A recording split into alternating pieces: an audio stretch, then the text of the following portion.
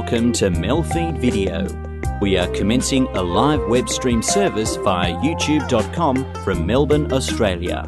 We currently conduct these streams mainly on Wednesday evenings, with other times to be added as more opportunities arise. Please visit our website at MELfeed.video for further information. This web video project presents old and new community TV programs. Please enjoy your stay with MELfeed.video.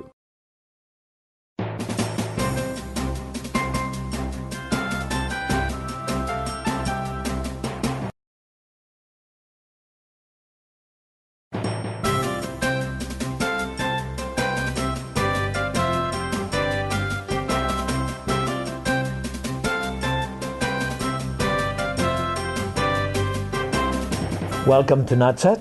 My name is Paul Spanos, and today I have with me Harry Malos, who is a counselor and psychologist. And today's topic is about anxiety and fears, and that is quite common, isn't it? Absolutely. Anxiety is a very, very common thing, Paul, and I'm glad you mentioned it, because we all at times feel anxious, and it is normal for us to feel anxious. It's not always a out of control disorder. In your work environment, how big is that problem of anxiety and fears today? Well, as I said, generally we are geared up in our structure to have anxiety. It is a warning that something may happen. We can talk about the fight or flight syndrome that some psychologists refer to. It's from prehistoric times when we either fight for our existence or run away from it. And that's what anxiety is. It's a warning that something's about to happen. Am I right to say it is part of a sort of instinctive sort of reaction, isn't it? It's exactly right to say it's an instinct, an inbuilt instinct. Okay. And it's like an alarm. It's warning you of something that may happen. All right. And how can we understand?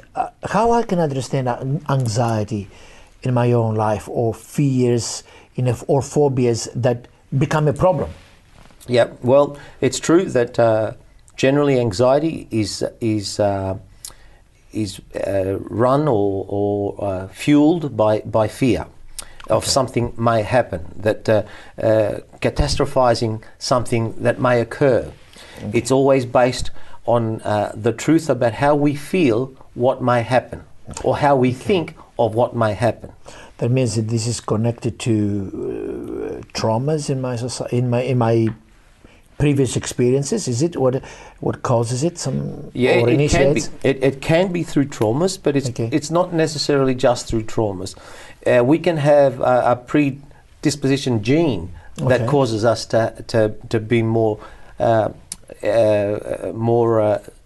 susceptible to anxiety. It could be the way we've been brought up. It could be the environment we lived. It could be the way we think. It could be or a trauma that has caused us. If it can be part of our gene, that means has really influence in our physical.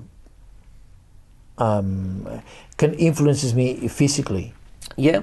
Yes. There are three systems to anxiety, and one are bodily sensations.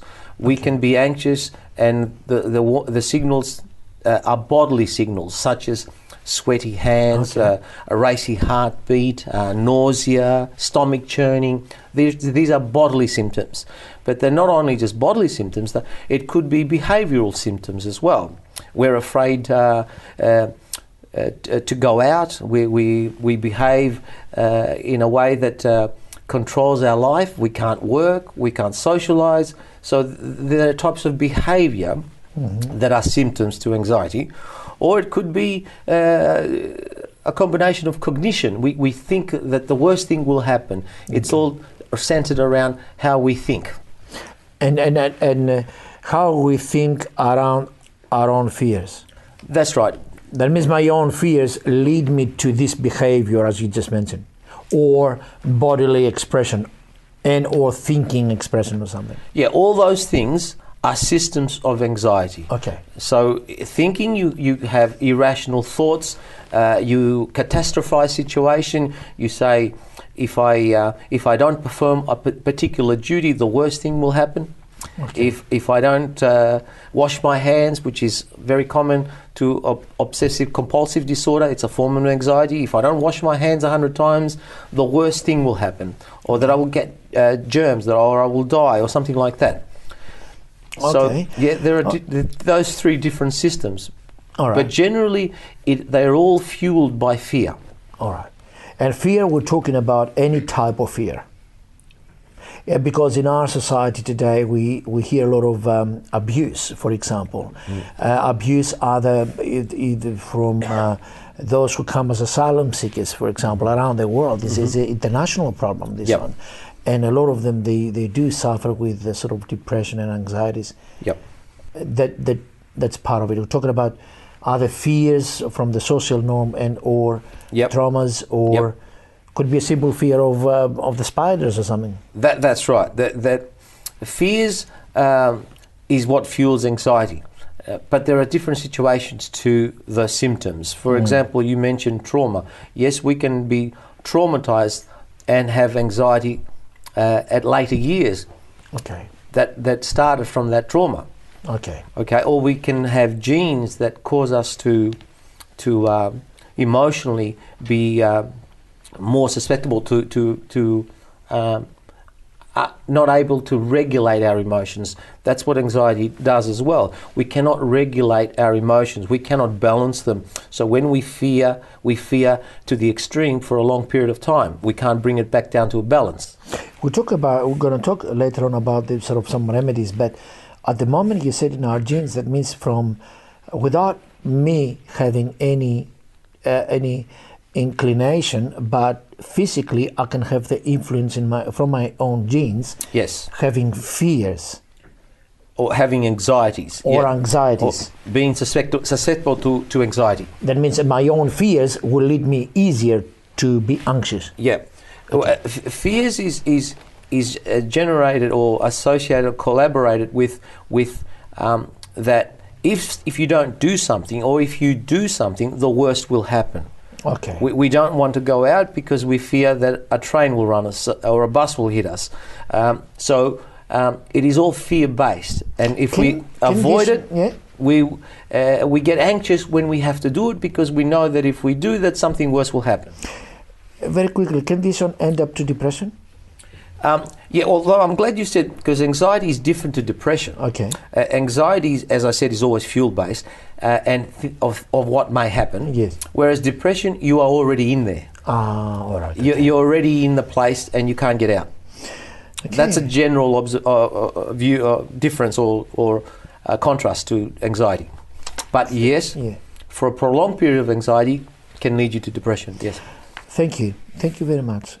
We have touched upon the definition of anxiety and fears, and we're going to come back shortly with the impact of anxiety and fears in our lives.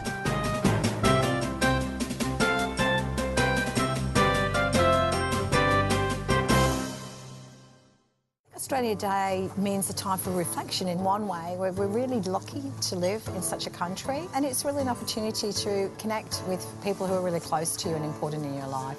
I hope and wish for a society that truly respects everybody in every shape and form. On Australia Day, I'll be actually at the tennis, and I'll be sharing that with my friend. Doesn't get much better than that, really. Get together on Australia Day. Go to australiaday.org.au to find out how. Hi, I'm Lane Beachley. Australians have recycled enough printer cartridges to cover Bondi Beach 12 times. That's kept 11,000 tonnes of valuable resources out of landfill. Drop your used original cartridges into the special boxes at participating retail outlets, and they'll be turned into new products, from pens to road surfaces. Help us keep up the good work. Find out more at cartridges.planetark.org.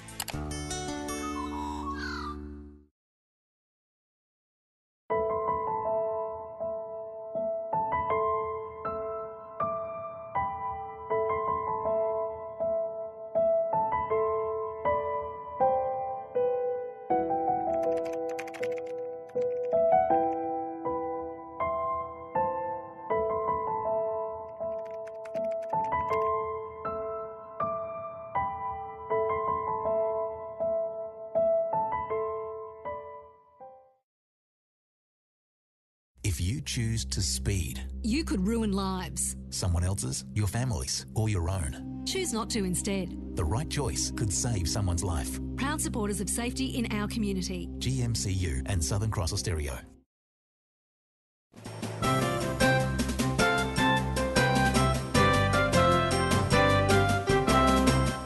Welcome back. And today's topic is about anxiety and fears. We have discussed about the definition of those two, but what is the impact? With us today is Harry Malos, who is the counsellor and psychologist. Now, we did discuss about the phobias and that they lead to our anxieties. Now, how severe is the impact in my life? Let's take in my social activities. Yep. And if I've got that. Yep. Social anxiety, as you call it, has different impacts. The social anxiety is that you feel that you don't have the confidence to perform. Okay. So you lack confidence, and as you lack confidence, it actually builds more anxiety. All right. So it's like a cycle. You don't have the confidence to socialise, to have a normal social activity, and that confidence leads to more anxiety. More anxiety leads to more lack of confidence. So you don't want to go out. You don't want to go to work because you think your performance will be tested and would be found short, or you don't have the skills to communicate, or you will fail at a particular discussion, or you. Then I become a sort of antisocial and I isolate myself. You isolate yourself. They are the behavioural to one of the systems of anxiety. Remember, there are the two, but behavioural symptoms are generally about the phobia of performing, or the phobia of fearing something will happen, or that you might get hurt, or that you might even die. And then in that isolation, I suppose, can lead me to loneliness later on, isn't it? That's a lot of people. And that's another issue. That's another issue, but a very, very relevant issue. Yes. That people who isolate themselves are very lonely people. Okay. Yeah. All right. That's definitely. And also, we mentioned about irrational thinking. Yes. That anxiety can lead me into irrational thinking. That's right. An example of that can it be, for example, I'm a student and I've got exams. Yes. And as you mentioned before, I catastrophize everything. That's right. How does this work? Well, you may have an inclination that you think is a small issue, but because of your anxiety, it's built up from a small little issue to a mountain. Okay. And you build mountains over small issues. That means I can be a good student, but the anxiety in itself will cause me to feel like you're not a good student, or that you haven't... I'm a failure or something. That you're a failure, or that you are not good enough to sit in the exam, or that you haven't studied, or the exam's going to be too difficult, or it's going to be on covering other issues that you haven't studied. So you think the worst will happen.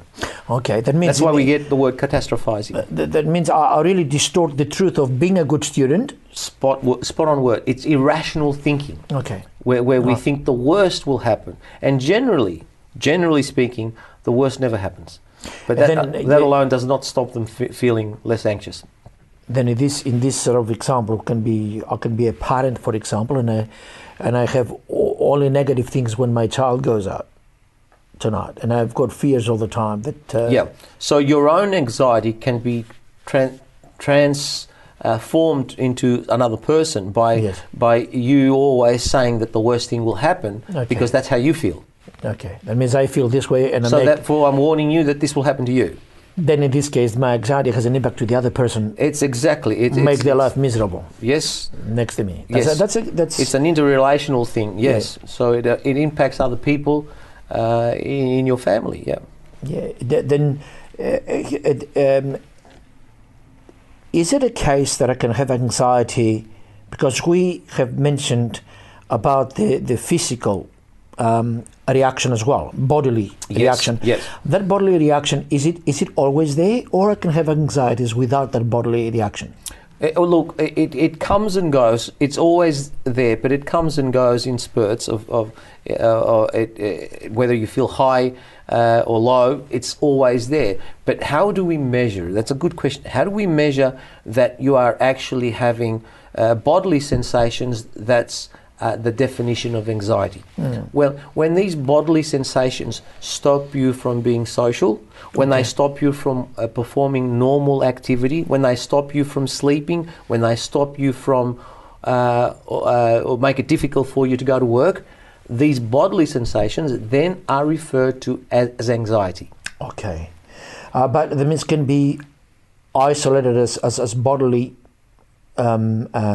reaction, which is doesn't have to be the same time as the thinking, irrational thinking, and or behavior can be in isolation and all together. Yes, you can have a combination of both. Or usually they're separated, but you can feel so nauseous.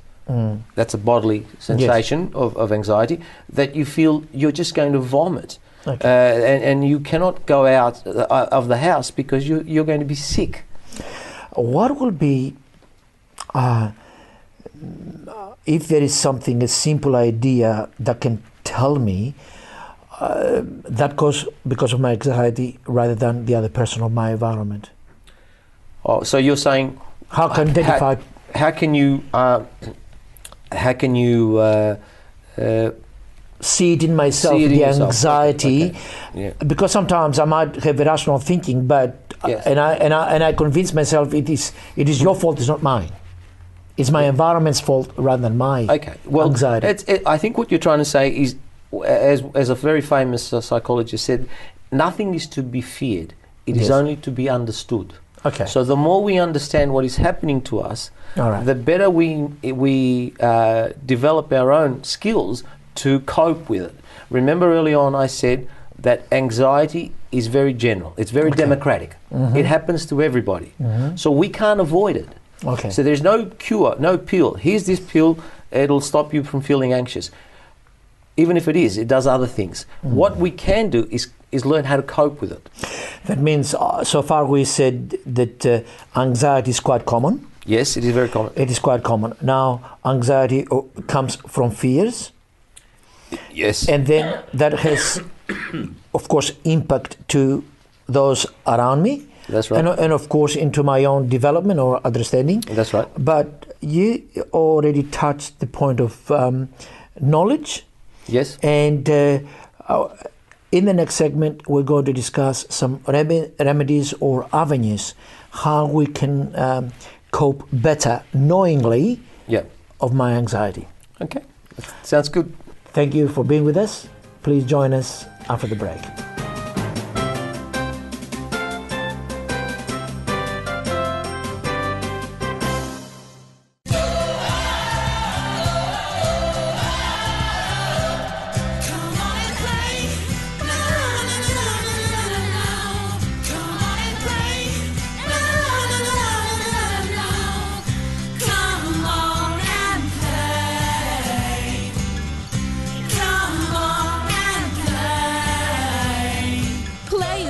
To every child's development. An important message from the Australian Toy Association.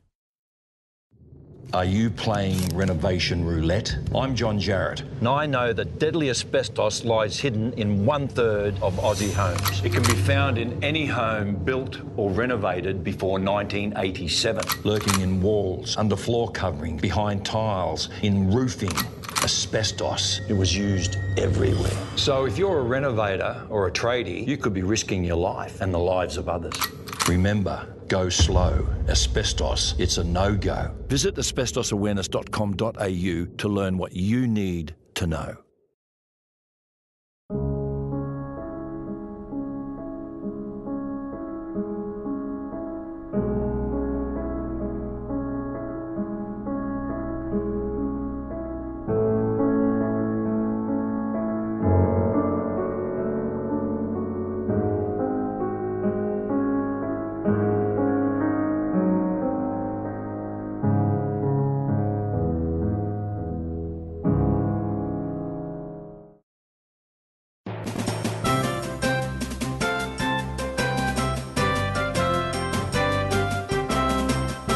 Welcome back. You're watching NAT Chat, and the third part of our program today in the topic of fears and anxieties is remedies, coping mechanisms.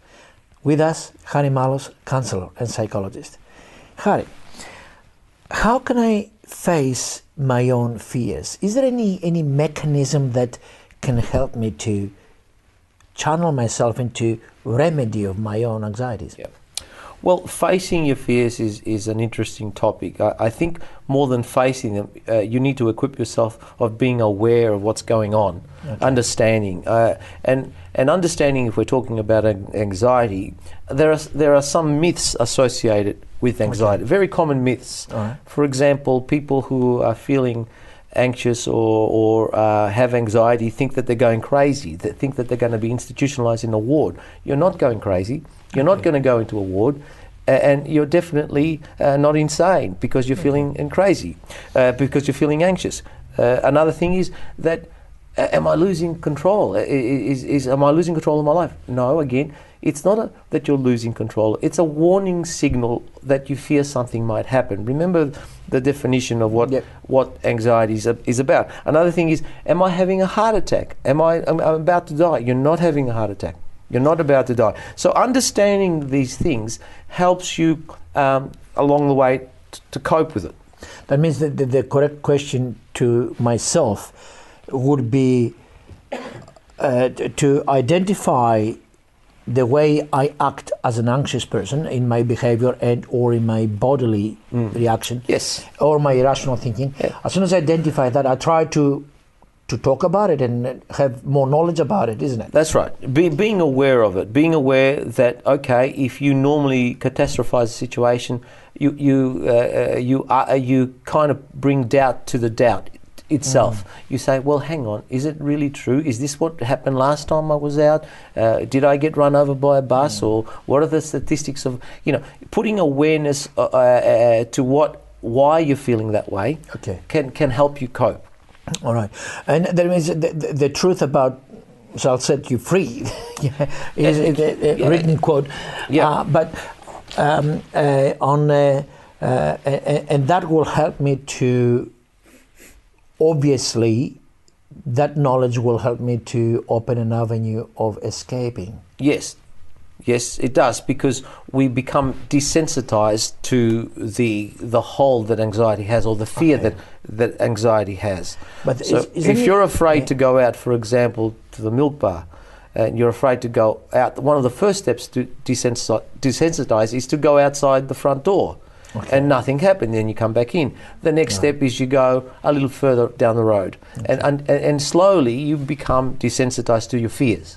That's another coping. Is there any medical treatment to the physical anxieties, such as if I have perfuming, sweating or something, or my heart sort of begins to go all over the place? Definitely there are, and we don't like to profess as counsellors that you should take medication unless it's totally uncontrollable. We like to think that a counselling session and awareness can actually bring you to coping or transform you to a better place. But yes, there are. Obviously, when you can take medication these days for anything, but that just stops the symptom. It doesn't address the cause. Okay. Talking about the different types of remedies here, that means the role of the counsellor in this case is to help me to have more faith against my fear, isn't it?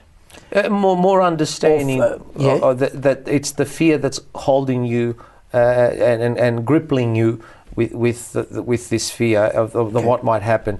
And often when we face our fears, they lose the hold that they have on us. They don't have the same control over us. It's another way of coping by understanding. Because I try to think, because we discuss about that my mind when it is full of anxieties will catastrophize everything. How I can reverse that? Sort of creating hope of something. And that means the counsellors, from the counsellor's point of view, I gain knowledge, isn't it? You gain awareness of what is happening to you, And why? And what type of fear creates that? And what type of fear creates it, and what kind of system it is that you're into, together with a number of tools. One that's very common is we use this as term, as I said, desensitizing the client to actually accept that this is not as harmful as they thought it would be. Okay, and because there are people that have been through the trauma of wars, and they have come even to this country in Australia, and their experience is very traumatic experience. In those sort of extreme situations, how you can sort of try to bring them back into normal thinking without them fearing their next door neighbour? Yeah, well, you're talking about post-traumatic stress disorder, and that's another topic altogether, but very, very common. It's and that can give you panic attacks. It can they can come very quickly and go very quickly, or you are continuously, chronically traumatized all the time.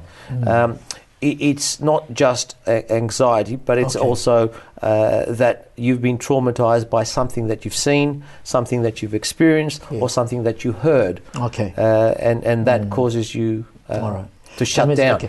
Possibly it's another topic for the next time to talk about. And it's very in psychology, I think there's endless types of topics we can talk about and bring examples on.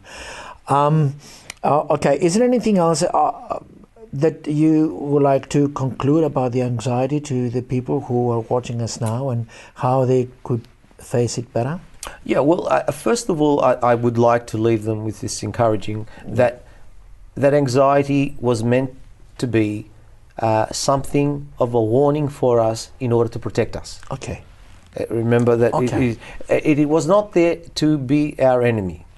However, when anxiety is fed too much, then it becomes an obstacle for us to live a normal life. That's the difference. And then what am I going to do when I identify that?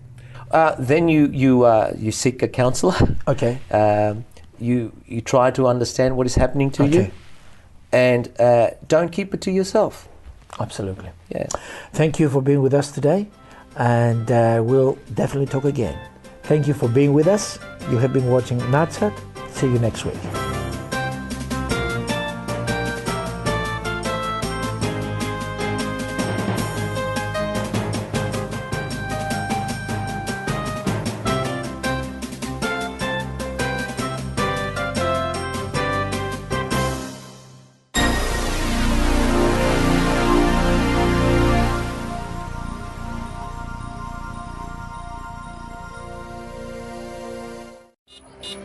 Imagine not seeing the world you live in.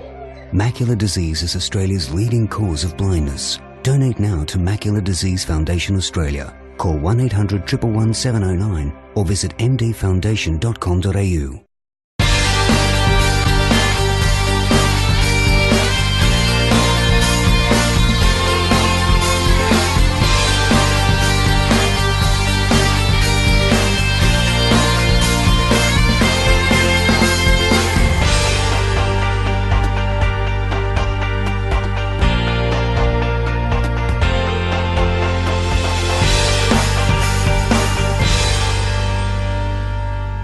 MELfeed.video.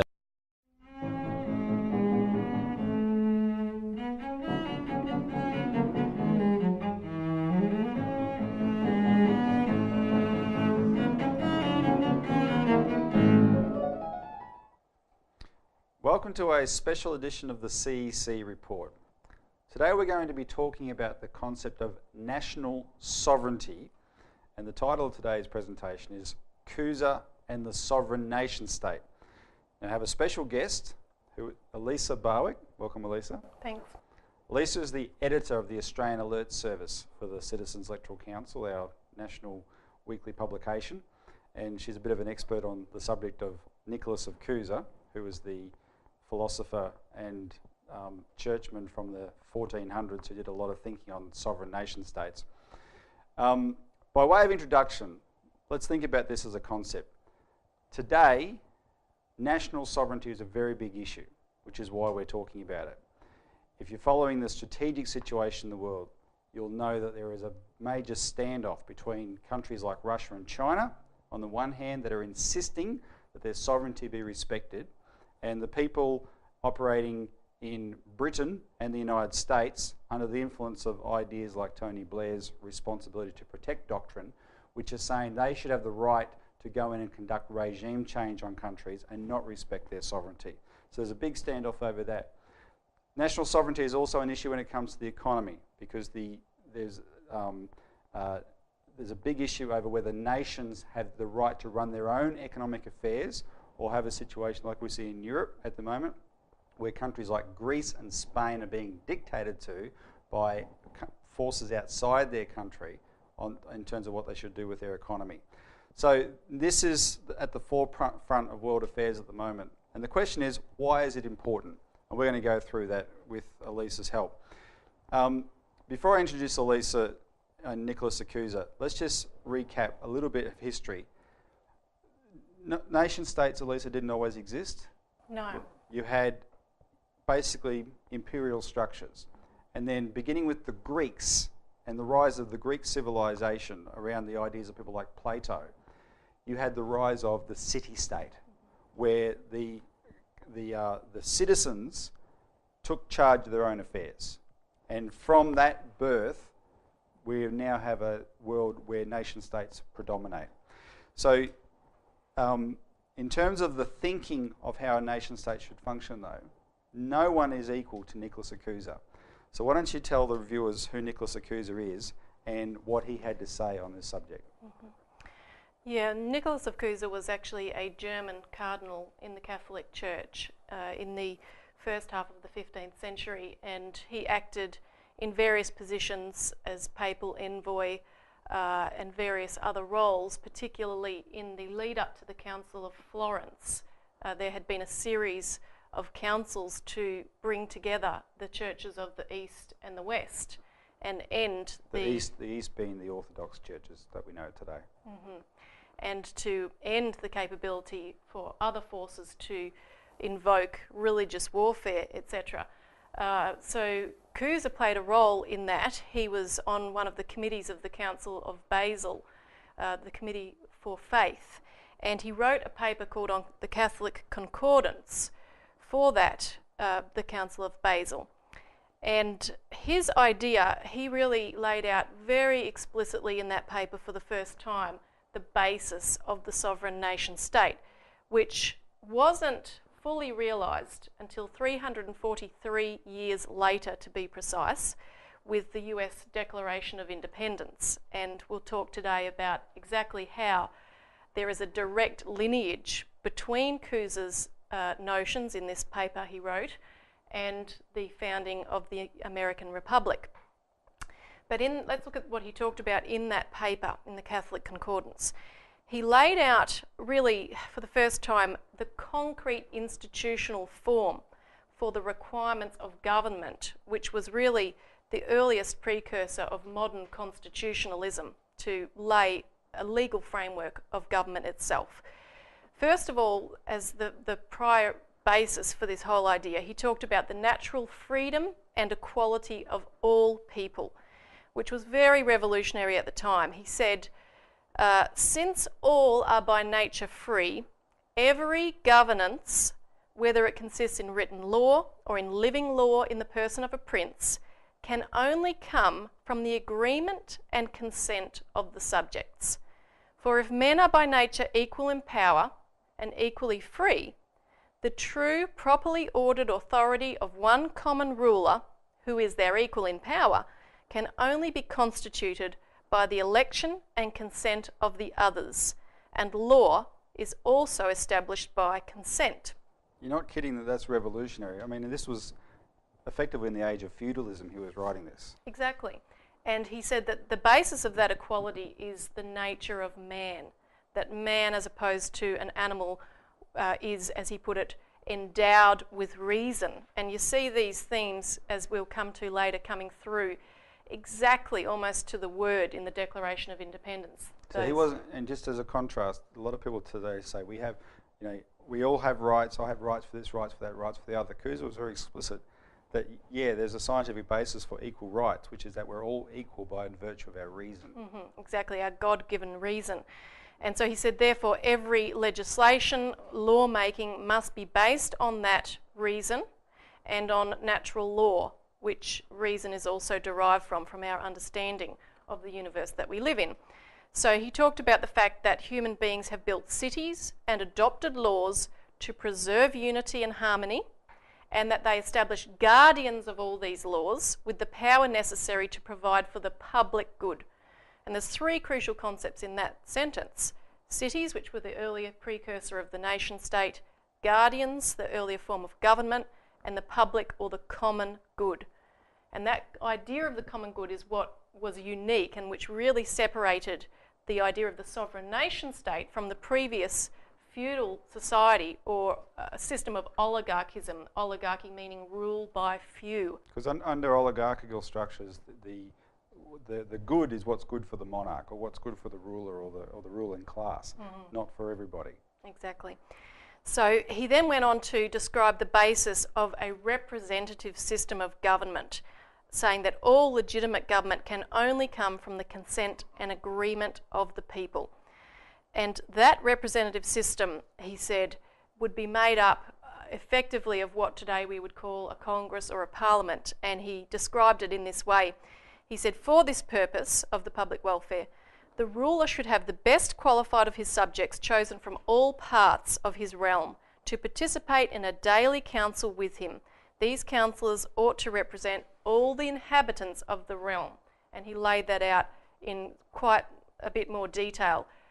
Which, again, for the time, he was way ahead of the curve. It's representative democracy he's talking about. Exactly. Now, there's one other thing I wanted to mention about Cousé's revolutionary ideas that made a dramatic impact on the advent of the nation state, and that is his theology, his theological ideas, and his scientific work. Now, that's beyond the scope of what we can go through in any detail here today, other than to mention Cousé's discoveries relating to scientific method, and it is related to what we talked about a few minutes earlier with this question of the reason of man, and that being the basis of equality and the basis of laws and the nation. What Cousé did is he elaborated the basis of scientific method based upon man's ability not to merely put together an array of facts and sensory data, Sherlock Holmes style, and come up with a deductive conclusion. He revolutionised that. He completely overturned that, and he said that the basis of human reason or creative reason was that man would investigate the universe, he would see anomalies, he would see paradoxes, and he would make what Einstein and Max Planck later described as a leap of faith. And he would discover a higher principle which was governing and causing the immediate sensory data that we would see. And we would be able to thereby discover what it is that was generating that sense data, and in fact come to know what we now know as universal physical principles.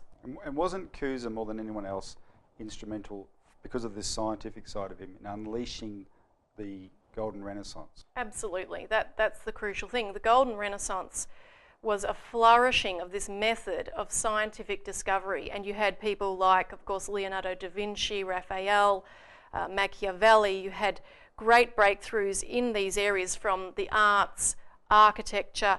Think of people like Filippo Brunelleschi, who was responsible for the beautiful cupola on the Dome of Florence, which was an engineering breakthrough of the time, not just beautiful architecture, but in order to even build that in the first place, it took incredible breakthroughs in the knowledge of the day.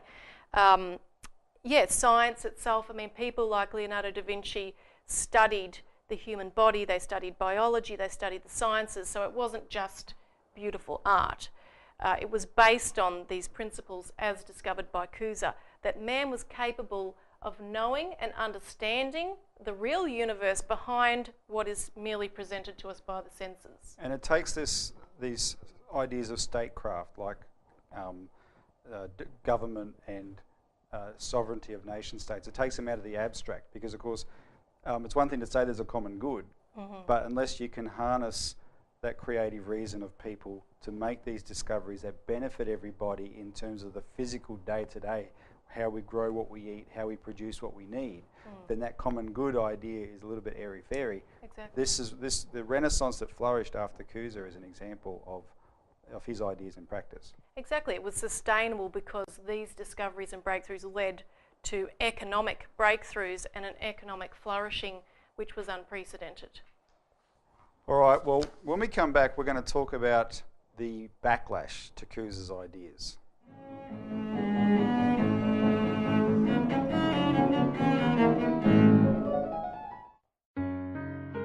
You're there when they can't sleep. You're there when they forget. But who's there when they're at school? Asthma can be serious. It affects 1 in 10 Australians and claims 400 lives each year. Does anyone at your school know what to do in an asthma emergency? Log on to asthmafriendlyschools.org.au and find out if your school is asthma friendly. Shouldn't every school be asthma friendly?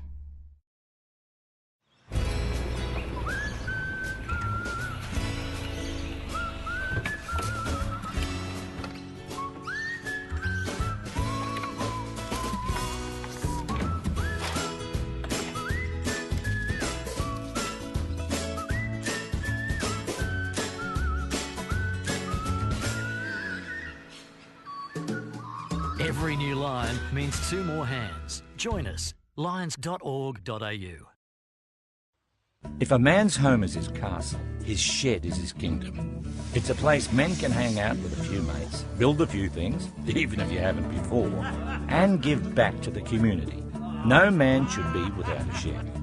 The Australian Men's Shed Association is working to provide a shed for all Australian men, and they have over 400 already. Visit your local shed, build your community and make a difference. Find a shed near you. It's time to give back. Welcome back to this special edition of the CEC Report on Nicholas of Cusa and the sovereign nation state. So the revolutionary ideas of Cusa that we discussed before the break proved to be a threat, and they were a threat to the ruling power of the day, which was Venice, the empire that operated out of northern Italy. But Venice was a particular type of empire. It was a monetary empire. And it was like only a little place after all. But by virtue of its banking was invented in Venice, as was other good things like casinos. I'm saying good sarcastically. I hope people pick that up.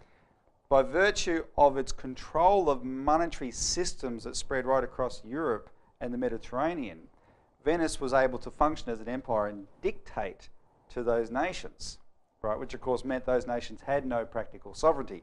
So the Venetians, Elisa, were not happy at what Cusa was peddling here. I know. And they were well and truly surrounded from the standpoint that they were, you know, just in this little area. And of course Florence was the headquarters of the flourishing Renaissance, which dramatically spread very rapidly with the kind of upshift that you had in the day-to-day life of the people, advancements in the culture and so forth, you know, the flourishing of Christianity and various values associated with that. You had associated shifts and build-up of military defences. People like Machiavelli had pioneered new ways to defend the other regions from Venice. And so the Venetians at a certain point knew they were surrounded. And there was a rift that came about as a result of what to do about that. Basically about how to survive this. Exactly. You had the old faction, or in Italian, the Vecchi. And their idea was, we have to stick to our ways, the brutal style of dictatorship. We can't give an inch if we want to survive. The other faction, the new faction, or the Nuovi, had another idea. They said, look, we're going to have to lay low for a while. We're going to have to compromise. That's the only way we're going to survive. So there was a huge fight and there was a lot of falling out. Ultimately, the old faction refused to change their ways, and they ended as a result of that. Ultimately, they were destroyed in the process. The new faction survived, but they had to make a double shift. They had to physically move out of Venice, and they had to make a major ideological shift as well. Now, the physical shift took some time to complete. I mean, they literally went into hibernation for a long time. Ultimately, they shifted to Britain. The stepping stone in that direction was a shift to the Netherlands, but the shift into Britain had taken place it began as early as 1601, when the Venetians installed the Stuart monarchy, but it wasn't finalised really until 1688 with the so-called Glorious Revolution, which was much less than a revolution, really than a foreign invasion, which was led by the Dutch Prince William of Orange. And in England, there were a host of very powerful English families that allowed this shift to be effected. Now, you can read the New Citizen that we produced on this, the October-November 2009 New Citizen, for more information about that. Well, and specifically, this was the beginning of the era of what they call constitutional monarchy, which has spread to Australia. We are a quote-unquote constitutional monarchy, which also trace our roots back to this the Westminster system. This is the Westminster system. Exactly. And so we think this is great and glorious for the common good of all, but what it did was it institutionalised this monetary oligarchism of the Venetians. Exactly. And the corresponding ideological shift that I mentioned, that was not a genuine ideological shift, but Venice realised we have to be a little bit more crafty, a little bit more sneaky here. Well, Cusa had set up a battle of ideas, basically, and they had to combat those ideas. Exactly. So what they literally did, Cusa's method, remember, was that man can discover how the universe works. Yep. We can figure that out with our reason. So, look, that horse had already bolted in the eyes of this new Venetian faction. They knew you were not going to suppress technology, you were not going to suppress development. So they said, okay, rather than restricting new ideas, new discoveries to an elite priesthood, which they previously had done, we're going to have to let people participate and partake of those new discoveries. We're going to allow technologies to flourish. We can't really stop it. However, they knew that they could prevent people from understanding where those discoveries came from and how those discoveries were made. So we'll give them the fruit of the tree, but not allow them to know how to plant a seed and grow a tree. So that was their conniving way of undermining Cusa's revolution in scientific method. Well, wasn't it really undermining Cusa's conception of the nature of man? Exactly, which therefore completely undermined which is the foundation of the his notion system of of politics. the sovereign nation state. Now, the leader of this push was a Venetian priest called Paolo Sarpi, and his writings were rather extraordinary in their attacks on Christianity and on actual science in favour of what he promoted, which was a real pseudoscience. He said in his private writings that Christianity was subversive of the established social order, in particular which is oligarchism. That's right. In particular because of its belief in the immortality of the human soul, because that notion emphasises the future, whereas man's purpose, he said, like animals, is merely to live. So he really equated man with an animal, which again is in stark contrast to Cusa's notion. Now, what Sarpi did is he ran a series of salons, and he picked up people like Galileo Galilei, who was his protege, and basically they plagiarised the works of other great thinkers of the time. But what they did, and Newton was one of the classics that came from this stable of Sarpi quackademics, what Newton did is a classic example, because they took the idea of gravitation as discovered by Kepler and they dumbed it down. So they put it into a mathematical formula such as the inverse square law, and they said this is gravitation, you can calculate it, etc., etc. Of course, it ran into all sorts of problems if you pushed it, to any degree. Whereas, of course, Kepler wrote a book in 1609 called The New Astronomy, which elaborated in explicit, almost excruciating detail, his discovery of gravitation 33 years before Newton was even born. And that's an important point, because Kepler's 3 laws of planetary motion apply to this day under all circumstances. Newton, who is worshipped as this god, and his little formula is very restricted, very limited, and had to be thrown out very quickly once Einstein came along. So yeah, people like this, Rene Descartes, various other examples, were literally Venice's attempt to take the most profound discoveries and squash them down into a little box and just say, okay, that's your discovery, you know, and people would not really get the impact. You might use it as a formula in engineering or something, but you wouldn't have the import and the knowledge to take that any further. So that's the cultural scientific side of it, of the backlash, but we'll take a break now and come back and talk about national sovereignty in practice.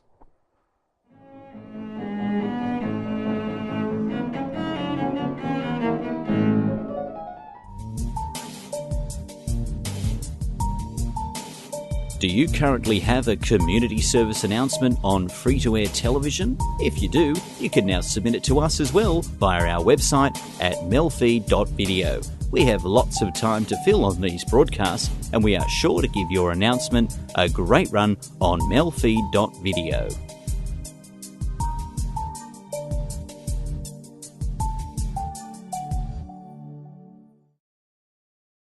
Every day, in many ways, the Royal Flying Doctor Service takes the finest care to Australia's furthest corners so that all Australians can enjoy the best of health. The Royal Flying Doctor Service has been taking care of Australians for over 80 years. But we still need your help to continue providing emergency rescue and essential health care to remote and rural communities. Make a donation or become a supporter and help keep the Flying Doctor flying. Hello. I'd like you to put your hand up to the screen and place it on mine.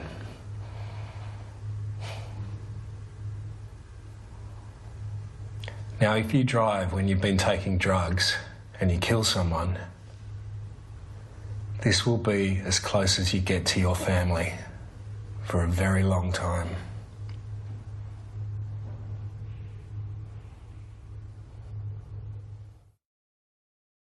Welcome back to this special edition of the CEC Report on Nicholas Akuza and the sovereign nation state.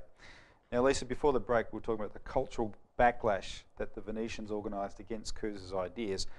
This backlash really took over Britain in a big way. Yeah. The transplanting of these Venetian ideas into Britain was really enacted through the creation of the Cambridge and Oxford universities. Bertrand Russell, John Maynard Keynes, a whole series of creepy characters came out of these universities and took over academia. You can read more about that in our October-November 2011 New Citizen feature, which is very extensive. The High Priesthood, the Cambridge Apostles are discussed there. The schools of empiricism. And they're explicitly anti-Cusa's conception of the nature of man. Exactly. The empiricists, Bacon, Hobbes, Locke, they're all promoted where all knowledge comes from the senses. That's all we can know. That's the best we can do. We can statistically analyse the data, and that's about it. Draw our conclusions. So we're like little mini computers. Now, you've got some examples, though, of Cusa's ideas successfully put into practice as nation-state. Yeah. The first real example was Louis XI's reign in France from 1461 to 83. And basically it was enacting these ideas of Cusa and creating a complete upshift in the economy. Just basic things that we take for granted today, like having... encouraging tradesmen, encouraging investments in infrastructure, uplifting people's living standards. Exactly, and the day-to-day things like making sure rubbish was collected, making sure that you had certain services, etc., social factors. So it was bringing in basic elements into practice. Henry VII was another example that followed from that. Henry VII of England. Yes, from 1485 to 1509. Basically, Henry took some of the best ideas from France. He was also being advised by a group of Platonists like Thomas More and Erasmus, and that unleashed the Tudor Renaissance. But the biggest example is the US. The United States. Now, this is where it does get interesting, because the United States was literally the brainchild of Nicholas of Cusa, directly. Cusa had been in discussion with a couple of his colleagues, which included the Italian scientist Paolo Toscanelli, and it included Ferdinand Martins, who was the canon of Lisbon. And they discussed the idea of a voyage to new lands. They drew up maps whereby they later relayed those maps to Christopher Columbus in 1480. He got a hold of those maps. He went to Portugal and he found out about Toscanelli, who was there, and he got a hold of the maps and scientific information to make such a voyage, which at that time they believed would get them to the Orient, and in fact conducted that voyage, which was successful in 1492.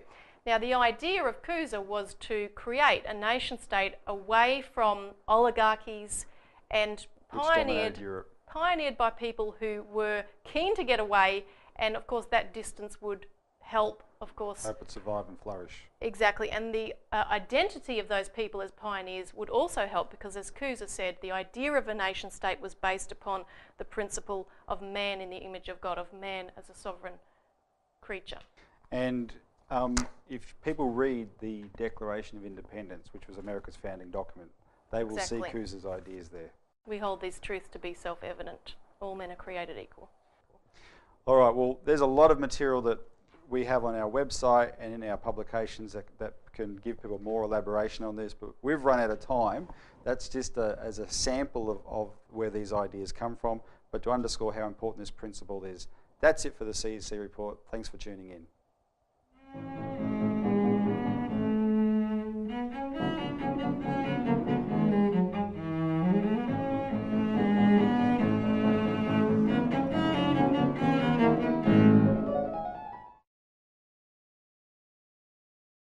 Classifications let you know about the content of movies and computer games, so you can make informed choices. G tells you the content is suitable for general viewing and playing. PG means parental guidance is recommended, and the content may not be suitable for younger children.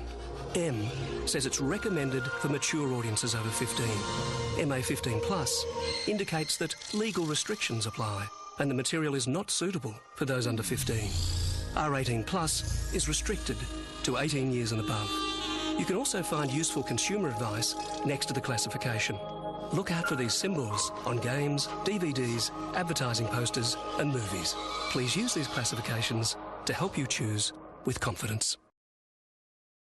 I had the boys over for a barbecue the day before our final. Anyway, Steve rocks up, no beer, and he brought his model girlfriend. He was showing off, going on about how he kicked the winning goal in the semis, you know. I must have gotten a bit distracted and I put his steak on the same plate the raw meat had been on. Anyway, we lost the final. Steve had to go off sick during the game. I mean, it's not my fault. I mean, who brings their girlfriend to a bloke's barbie anyway?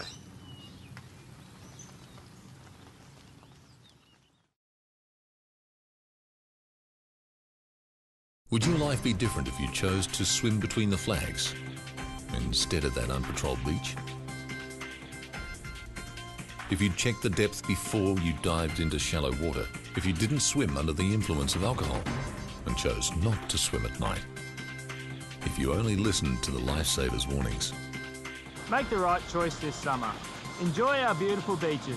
Always swim between the red and yellow flags. If we can't see you, we can't save you.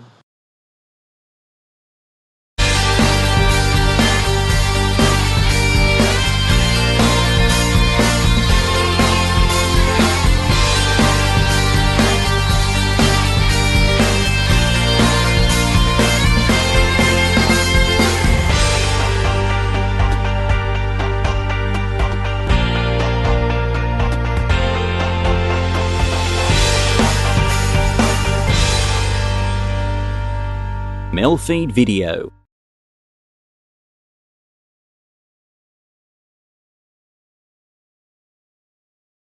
Alleluia.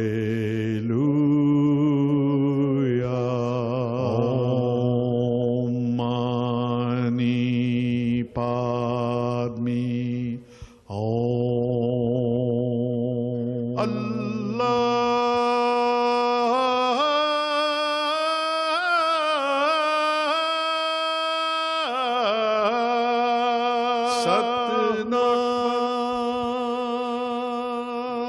Hello and welcome to Harmony in Diversity, a program that endeavours to encourage harmony and diversity across the wide range of faiths and beliefs here in Victoria, by showcasing individuals and groups involved in interfaith and multi-faith activities. Today we follow on from our talk last week with Uncle Reg Blow with more about Indigenous spirituality, particularly the area of songlines, through a conversation Norm Curry had recently with Rachel Shields, a young woman of the Gamilaroi Nation. Everything embodies a song. Every person embodies a song. All of nature embodies a song. Every tree, when you were born, there was a song born into you. So a songline is something that carries information from the source of creation. And within our culture, there are people within each tribe who are capable of holding this information and singing songlines into nature, singing the information. To be able to do this, you would have walked through certain initiations, and you would be able to hold that purity of creation within you. Songlines have to be sung in a harmonious way. If they're sung in an inharmonious way, then everything else is affected by that. So without compromising the initiation of songlines, it's a sacred holding of creation's information. Perhaps you could interpret this story that I was told about a group of Aboriginals, I think. They were in the desert somewhere, and there was only one elder there, and they became lost, and they had no water. The old man sat down and sang himself from his origin around the songline to the point where he knew there was water. He couldn't go straight there. He had to sing himself to that point. Then they all got up and went to the water. Is that how a songline works? So in that way we could go into our own song. And so that's beyond the physical realm, beyond the physical understanding, experience, and travel a songline. So it is an information, it's like a map as well. So there's a map of Australia. So there's an Indigenous map of Australia that a lot of people are getting to learn about now. And there's the map that's come in since European colonisation. Now they both have the same outline because the shape of Australia is the same. But if you put it on top, then you see that the markings are different. Same continent, different maps. Yep. So to be able to understand the songline, then you would need to understand the relationship with the continent in this way. But if you overlay that, then the songline is covered up in one way, but also another songs are put on top. Yeah? So maybe you might go and try and do the same thing, but you'll be coming from a different perspective, a different resonance, trying to find the songline that's underneath. But to access that, you would have to come to that place to be able to access that. In previous sessions we've been talking about culture in Australia and celebrating the fact of Australia's multiculturalism. Is there some story there about each group of people come and they bring their own songline, which then becomes layered on top of a songline, which is layered on top of a songline? How would we solve that? I'm not sure how we would solve that, but how can we coexist with that? Would be to understand the song of each other. To be able to come to a listening space of understanding. So if I'm fully in touch with the song within myself, with the song of who I am and what has been born into me throughout ages and ages and ages of history, then I will have a better chance at being able to listen and experience your song, like the old man listening and experience the songline that then took him to the water, because he was in touch with what he was embodying. If he was one of the younger men and he hadn't gone through certain initiations yet or experienced certain things, then he may get taken to anywhere and not be able to direct himself amongst the energy of something else. So what you're saying with all these overlays or just a lot of stuff coming together, imagine lots of sounds all coming together or lots of different types of birds all singing in the same tree, and it can sound quite loud or quite distracting. Yes. But to be able to hold presence with ourselves, and then we can direct ourselves amongst other people, cultures, beliefs, and it doesn't have to be like a symphony that's all trying to be heard at once. You've written a book, which I think it's called Rainbow Child. Now, when you described that to me, that was a charming way of describing a beautiful outcome with songlines. Could you tell me that story again? It's a story of a young woman who's sleeping by the roots of an old tree. And this tree can be recognised as a tree of life in a sense. And she's talking with the waters of the river. And the river in itself embodies life. And they're talking about the language of love. And the river lets her know that the song of love can be heard in all things.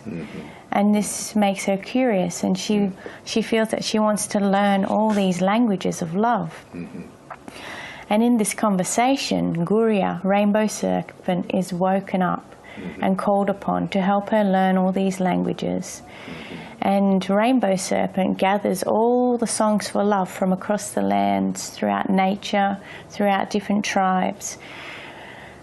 Whether it's the fire that holds the sacred law of love, or all the birds that are dancing all the calls of love, or mountain country. For everyone, like you have a way of holding the song of life, and I have a way of holding the song of life. And he brings them all back to her. But when he arrives back, she's ready to give birth to a child. So all of these songs are given to the child, and they're born into the child. Yes. And then this child can walk in harmony with all the tribes, because she knows how to feel, hear and understand all the songs of love.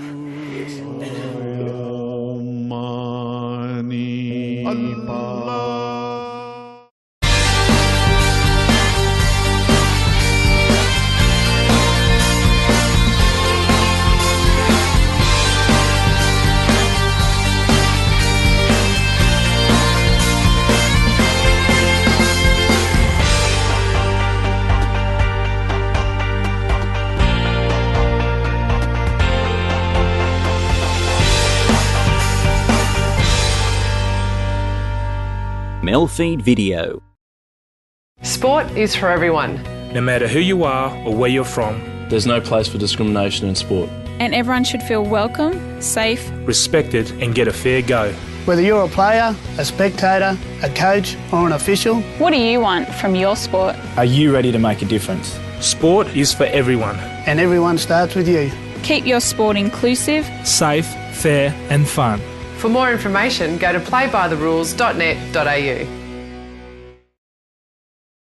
We've all seen this one time or another. We may even have done it ourselves. But inhaling balloon gas is very dangerous and can be fatal. The helium in balloon gas acts as an asphyxiant, and when you inhale, it displaces the oxygen in your lungs.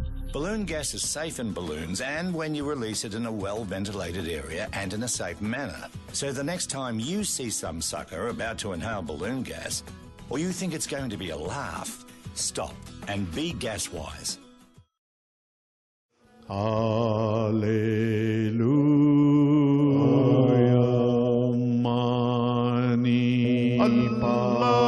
So if we look at the whole issue with the soul of Australia, and if we see the soul of Australia as being wounded and has not been healed, can you see and describe how this understanding of the songline and the repairing of everybody's relationship, one song to another, might contribute to healing the wounded nation itself? It's a big question. What I see straight away is individual human beings stripped of everything that we believe in for a start, coming back bare to our soul. So everybody's had experiences, everyone's experienced trauma to a certain level, everybody's wounded, everybody's rich, everybody's poor. one of the ways we can move forward together is recognising the simplicity of that. That's just on a human level. So on an earthly level, there's a nation that had a spirituality that was interrupted and then became sick. Yes. And the songlines are still resonating underneath all of that. And the trees are still growing and the rivers are flowing. Some of them have been dammed, but they're still naturally flowing. Water rises, it rains, and it flows. One way is to sit with the earth, sit with the environment. There are lots of people that are in Australia that haven't got a relationship with the earth. They've only lived in cities, or they're always inside. But to have a relationship with nature allows us to access the song of the environment in which we live in. And to form relationship can generate healing because it's symbiotic. What nature is always giving up, we can take in to the wounded self, to our traumas, and it's like a natural salve. It's going to rattle us and shake us because that's what happens. It's like a scab that needs to come off to reveal the healing that's occurred underneath. But if we can walk through those initiations as an individual, facing ourselves, embracing the environment in which we live, which is stripping away the cities, strip it bare as well. It's the earth underneath. It's just the bare, naked, natural creation of things. Yes. We get courage, we get stronger, we can walk in the dark, so to speak. Yes. Yes. And then comes the rest. Well, that, what you're describing is actually the treasure, the essence of what the Aboriginal nation can offer. How would you bridge that gap? How would you be able to give people the insight into that esoteric perspective that you're just describing? For me, it's been occurring one-on-one, just with people that I meet every single day, one-on-one by being myself, having done the work myself as well, having reconnected. I always see that it comes back to the individuals that have to choose to want to. There's so many people longing, and information is shared and given, yet it's almost like seeing a broken record replaying out its old cycle. And I think, well, I don't know what's happening here. I can't control everything as much as I'd like to direct the river's flow. All I can do is be myself as much as I can be. So I'd love to say this, but from experience what I see is people have to want to on a conscious level. There's a lot of subconscious play happening, and everybody's brought their packages with them. So there's so much to work through. Is that because there's so many stories overlaying stories within them? There's, from the beginning of Earth, from the beginning of humanity, for each culture upon the earth, there's stories within us. It's all been born into us. And if you want to see it as a way to understand past lives, well, every cell in our body embodies the past lives of all of our ancestors. So we carry all those stories. So there are millions of layers. Each person has a lot of work to do. We all have to come to the party. If that's, I like the word commitment, because commitment is what it takes. Commitment is basically unplugging from a system that we feel safe in and stepping into the unknown. But the unknown is like a calling as well. It's something that calls, it's like feeling a fresh breath of air for a moment and then going back into all the distractions. So it definitely takes commitment to turn away from the crowd and to take our shoes off, put our feet on the earth and say, who am I in relation to this environment? How can I come to this place? And that would happen when I go to some other country, if we're talking on this level. The first thing I do is take my shoes off, meet the earth, meet the waters. Who am I in relation to this environment? Because I'm nobody right now. I'm no one again. You say that you have gone through your own initiation, and I don't mean tribal. I'm talking about just your own spiritual initiation. What does that look like? What's the first step that a person could take? A person who's completely devoid of any awareness of what we're talking about now, and we approach it as an Australian citizen and we say, now. I find inspiration is a nice way to connect with people. Inspiration and common story.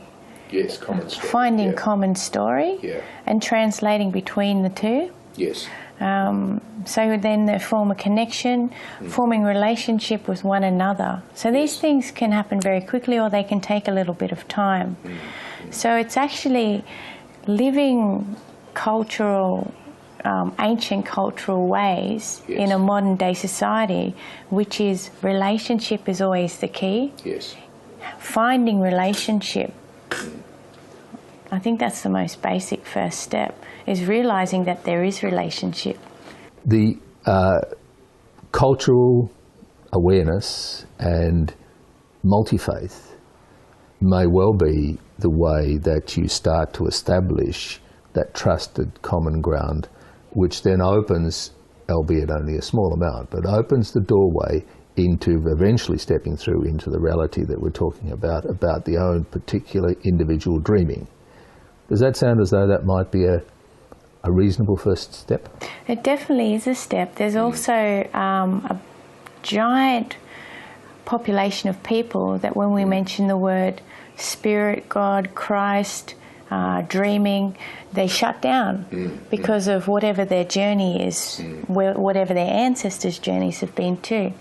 So when we're forming a relationship, there can be so many things we can identify that a person actually embodies spiritual activities within themselves, but they may not identify it like that. So I met a man once, and he was quite interesting. But what he showed me, what came out of me, was that he had a relationship with wood. He was a carpenter, but he would never claim that he was a spiritual person until we talked about carpentry and the relationship and the process that he has with the wood until he's built something himself. And then we identified that's a spiritual practice. And then he sat there not denying it, but it was thought-provoking for him. So these are stepping stones as well, is for people to actually understand that life is an embodiment of more than one colour, like in the rainbow. Life is an embodiment of more than what we think we actually are. Like a mother is also a leader. She's not necessarily at the front of the pack or the crowd or standing on stage, yet she's a powerful leader. So finding and identifying aspects that people don't recognise that they embody in themselves is a giant stepping stone. So then the blocks don't come up. As soon as a block comes up, then it's a challenge to connect and form relationship. So listening and going, oh, this person has a whole language inside them already. How can I use what they are, who they are, to connect? Not to show them what I want them to see, not to make them think what I want them to think, not to sell them my values, but to come to each other. How can we come to each other? Trusting one another in that context seems to be an unconscious first step towards coming into an understanding of storyline, of dreaming, of trust. And that's a wonderful insight. Something thank you very much for that. Popped in there that creation is embodied in everything. Yet how do we align it within ourselves so that it serves everything? That really brings it to a logical conclusion, and I thank you very much, Rachel, for illuminating this very, very central issue of spirituality songwriting. Thank you. Thank you.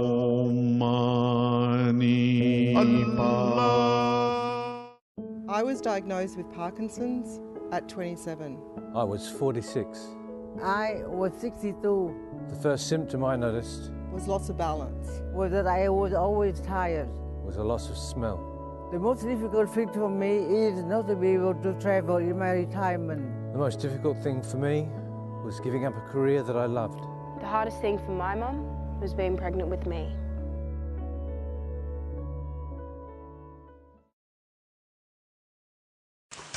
It's always been my dream to represent Australia in the Olympics. Epilepsy affects nearly 250,000 Australians. Like me, most people have their seizures controlled with medication. Even today, people with epilepsy face incredible discrimination, but this prejudice is just another obstacle we can overcome. We're just as capable as anyone else, and often we have to be stronger.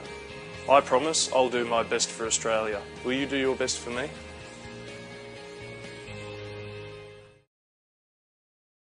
Australian women need to kiss more. Watch out for persistent and unusual symptoms, as they could be a sign of ovarian cancer. Know the important signs and symptoms. Kiss. Look out for symptoms like abdominal or back pain, difficulty eating or feeling full quickly, or persistent bloating, or a change in toilet habits. If you're experiencing persistent and unusual symptoms for more than 14 days, see a GP. Make sure you kiss regularly.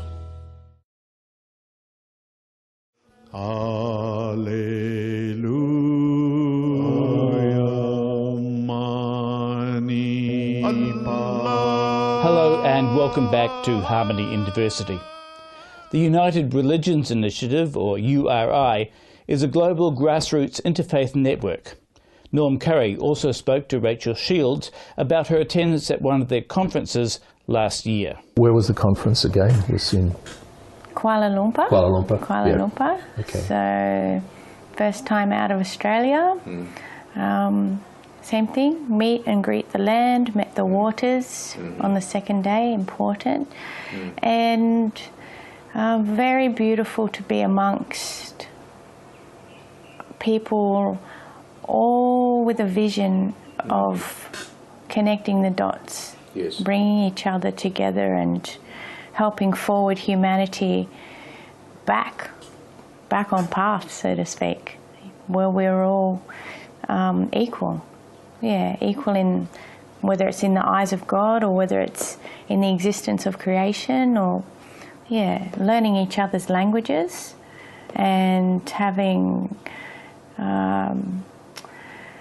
developed a maturity within themselves, a spiritual maturity and a mental maturity to be able to hold space with one another, so to speak. What was the format of the URI conference? How did it run? What were the way in which it was structured? The structure was probably more... So the youth started the conference, and then it led into the elders. And throughout the conference it was a process of having different discussions about ways that we can enhance what it is we're doing back in our own environments, and whether it's getting extra business skills or sharpening our tools of communication or sharpening our tools of inquiry with people outside of our belief systems. What is URI? How does it come together? How does it actually operate, and why the conferences? Where do these come from? People from different religions, faiths and backgrounds have seen that there's a disharmony in the world, and there's a need for us to all work together. There's too much war happening, and people are starving and dying when they don't need to be due to religious-based war, basically. So some courageous people came together. Initially it was one priest, from my understanding, that inspired other belief systems to start to stand together and create community-based projects that involve people other than their own faith, and it's all driven to bring people together. All the projects differ in their causes, but the priority and the base and the foundation of every project is the diverse contribution of each people. And you need 7 people to have a cooperation group, and 3 of those people need to be of different faith religions or spiritual practices. And the conference, was that the first that they've had, or is it something they do annually? It's the first time for me to experience it, so this I'm still growing and learning with, and getting to see all that URI are actually doing around the world. I believe that this conference happens annually, and it's held in a different country within each region. So ours was Southeast Asia Pacific, and it was held in Kuala Lumpur last year, and Australia this year, I believe.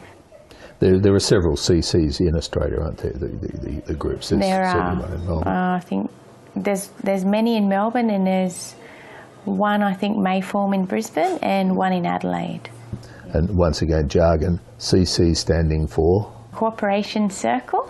Oh, that sounds like a body which has a lot of potential. My understanding of it is that it is a growing body, that it is expanding, and so that's very encouraging. They inspire good news. Yes. Where you don't hear a lot of good news. That's right, just not a lot of good news to go around. No, well, thank you once again, Rachel. Okay, thank you. That's all for our program today. For more information, and if you want to see this episode again, visit our website, harmonyindiversity.net. Goodbye for now. Baha'u'llah,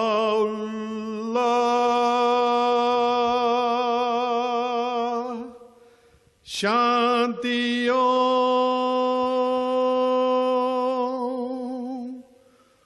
Allahu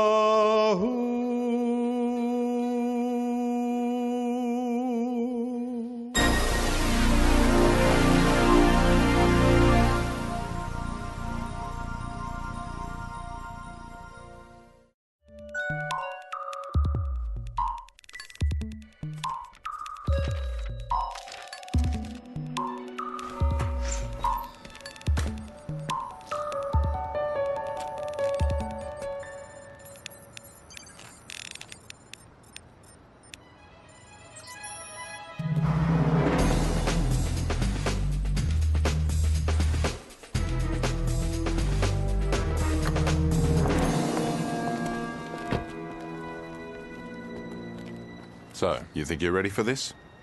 To take on the world? Why not?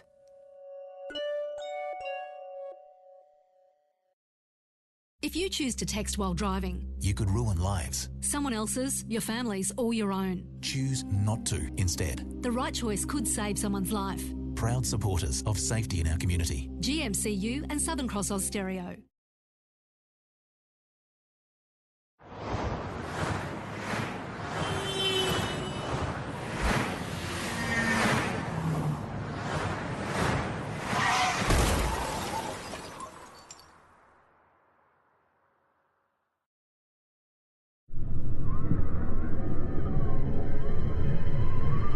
It's easy for things to go wrong around water.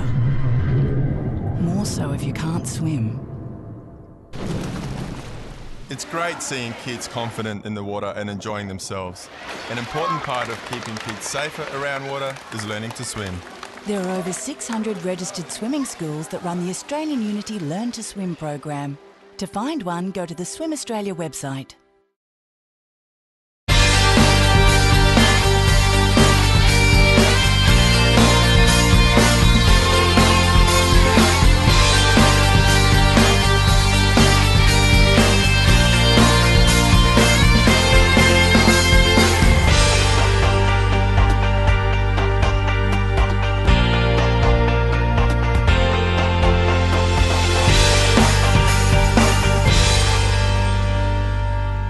MELfeed.video.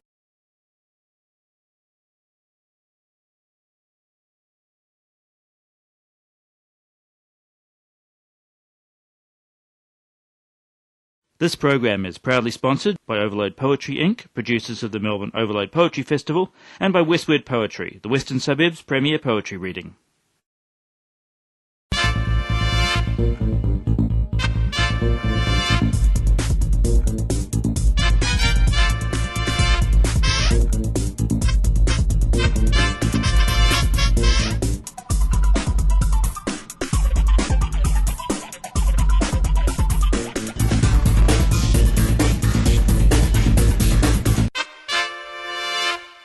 I pretty much assume I'm surrounded by writers here, so you're probably all familiar with this dreadful 2 words called writer's block. And this is a poem I wrote when I was staying at Varuna, the writer's retreat in Blue Mountains, when I had everything a writer can ask for. Beautiful room, a garden, quiet, company of other terrific writers, great food. But I couldn't write. So this poem called The Book of Found Poems. In the white-haired mountains, where summer breathes out rainstorms, I met a small bespectacled Vivian. She told me about a book she was putting together, The Book of Found Poems. In a supermarket inside a shopping trolley, she had already found the first one in the discarded shopping list. 10 steaks, 1 mosquito spray, 2 kilo sausages. Vivian said that list was poetry, about a genuine Australian Christmas of big and small carnivores and a buzzing summer. Poetry lies everywhere in supermarkets and in the smallest details, said Vivian. That Christmas, I couldn't see poetry, not even in the crocodile-scaled trees, nor the pearl-beaded spider webs in the wide-haired mountains. The first poem I ever wrote in my life early this year, when I discovered all these poets in this creative writing class. It's titled Shanghaied in St Kilda, the first poem I've ever wrote, inspired by hearing some of Karen Knight's poems, and harks back to a very unpleasant experience in the when I landed in the psych ward of the Alfred Hospitals. One bit of jargon you may not know, CAT in this poem is in capital letters, and it's an acronym for the Crisis Assessment Team, who sometimes generate their own crises. Okay, Shanghaied in St Kilda. Late December, I went into the lockup. Voluntary patient was their paperwork cock-up. Late January, they sent me away.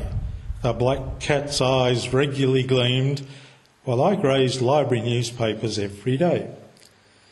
One morning, while peacefully reading a newspaper at the library, a cat at my elbow did suddenly spring. She mewled pleadingly to go for a chat. Perplexed, I went along willingly. The shock knocked me right down flat. The shrink cats their paperwork had redone. Against my will, now an involuntary patient, for me, compulsory ECT treatment, looking down the barrel of a gun. Yeah, time running wild. I enjoy doing something with my bedside clock radio that, as far as I know, no one else in this world has thought to do with theirs. I waggle my finger on the alarm set button as fast as possible, so the display toggles back and forth between the current time and the one I've set the alarm for, in exact synchrony with my speeding digit, looking as if the clock is going mad. This next poem has a title, but I'm not going to tell you it. I might tell you it afterwards. My leg is kept in a jar, pickled, severed, salted. I am allowed to look at this leg for an hour each week to remind me of what I could have. My leg looks well. I rub the fog off the glass so I can see better, stare longer. I need this leg, reminded I feel deformed. And it could be called therapy, so... This one's called Poets in Paradise. It's Neruda and Lorca, 2 Spanish language poets having a conversation in heaven. I had many careers, took many paths. When I was young, I praised love. I referred to the earth and to our geography. and I revealed my nation's history to the people. From childhood I walked with bitterness, bitterness that dealt me a harsh hand of cards. I had to speak softly, almost silently, to the men with guns and the defenceless people. Death struck me down in a field of Spain. Many without name shared the pit with me. The armed horde mowed our bodies down into the darkened soil. My 50th birthday deserved a bipolar poem. Just on New Year's Eve, Fitzroy Street is crammed with Madonnas, magentas, dressed as hot as the night, 43 degrees Celsius, boobs flashing, high heels. Midnight is far and near, however, it's a leap second year. 7, 6, 5, 4, 3, 2, 1, 0, and one more second. Blast off. Flirting flowers, fireworks. The weather is bipolar, blowing hot and cold, cooling earlier than expected. Relationships are bipolar. Love me not. Love me more. Only when I'm dead, you'll kiss me on my cold cheek, as you'll remember the Israeli dish shakshuka I've cooked. In my 80th year, I'll fall asleep forever in my bed, in the hospital, or in my home. And you'll hold my cold hand and stare at my closed eyes and start crying as you see me red hair, full body, miniskirt, sexy black top, just in front of you. And you would remember that I was still stunning and strong in my 50th birthday year, and could write poems about loves, roses, and death. And didn't miss on Wednesdays the daring TV shows Little Britain and The Glass House. You would realize then that you never ever loved her at all. What was all the fuss about?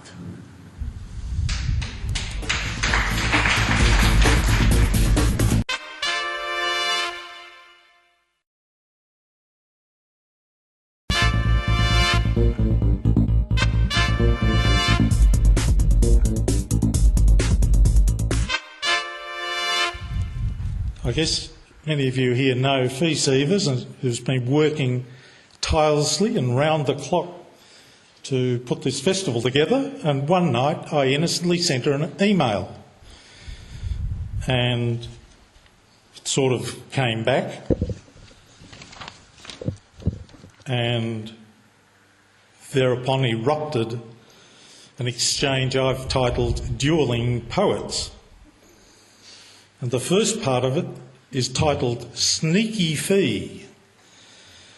And the first little poem in it is Fee Severs. So some of this work is mine and some is Fee's. I'll point this out as I go through it. Be afraid, be very afraid. You never know where I'll be. You won't know where I'm hiding, 'cause I'm Sneaky Fee. Ha ha, love Fee. I know where you are now. This drew a response from me. Be afraid of that sneaky Fee. Sneaks around like a silent bee. A sting on the bum, a poke in the tum. She gets around that Fee, tee-hee. That drew quite a response, titled Alex the Comic. Now here's a man we needn't fear. I see we have a comic here. Our Alex Warman is a card, and from his poem he's quite a bard. He's not a man to waste our time. He doesn't muck around with rhyme. He nails the metre and the feet with poetry that's hard to beat. For rhyme is not an easy thing, it's something that you cannot win. A gift of sorts, some people reckon, and lots of fun when muses beckon. I think I'd better warn you that we'll see his form at Montsalvat. And when he reads his poetry, let's see if he's afraid of fee. So,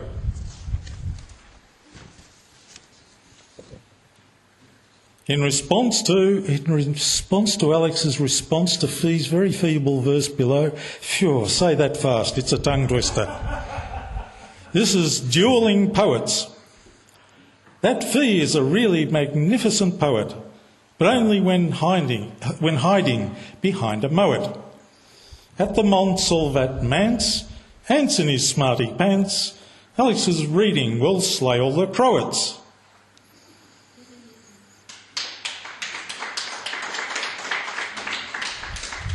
And then came back from Fee Seevers, the bold poet. There's really no stopping this poet. He's a comic and boy do we know it. At limericks he's grand, so give him a hand, 'cause at Montsalvat he's going to show it. Then the riposte to the response and so on came from me, touche douche.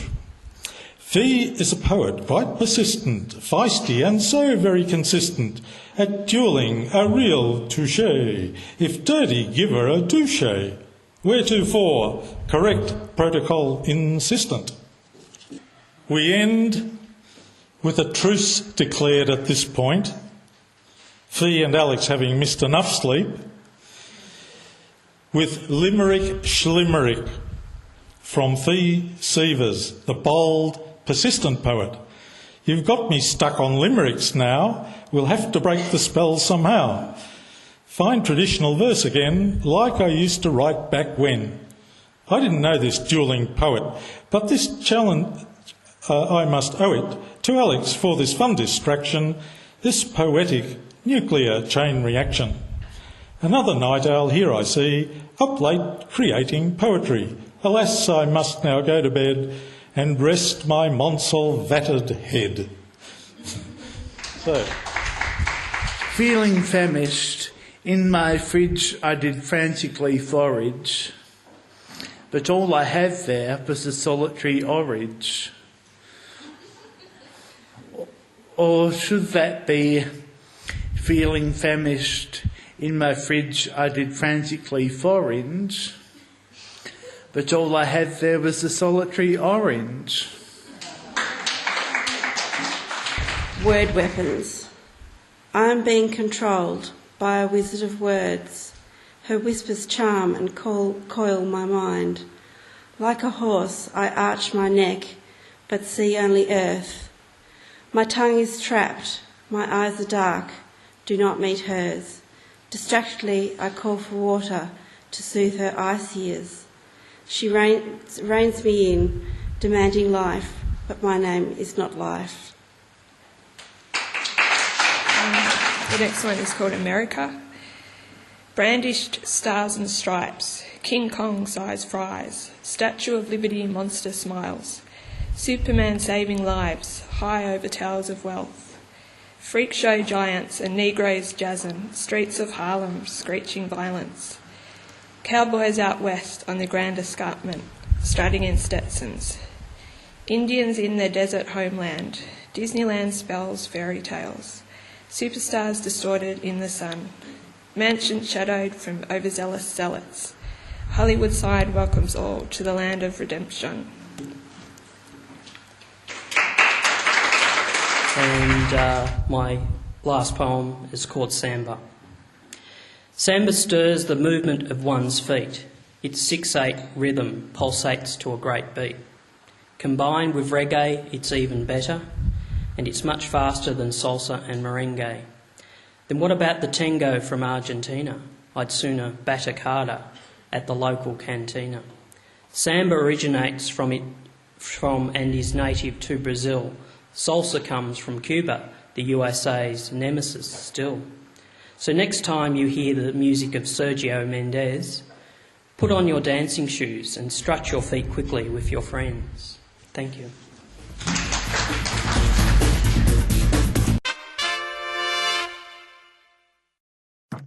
Here is some brilliant news for adults who have difficulties with spelling, reading a newspaper or phone bill, or writing letters and emails. It can be easier to improve your reading and writing skills than to keep putting it off. Take the plunge.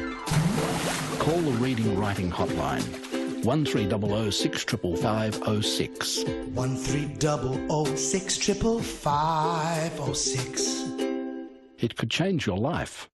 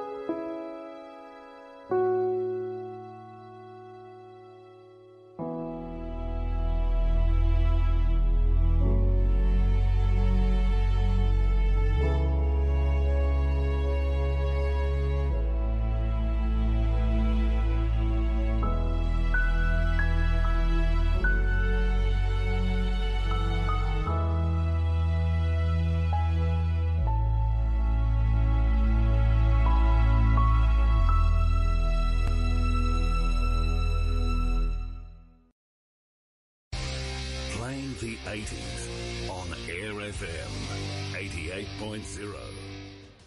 Hi, this is Darren McAlane from Air FM Drive. Join me from 3 to 6 p.m. every afternoon on 88.0 in Penrith, and also you can catch me on tunein.com. That's from 3 to 6 p.m. Australian Eastern Standard Time. Playing the 80s on Air FM 88.0.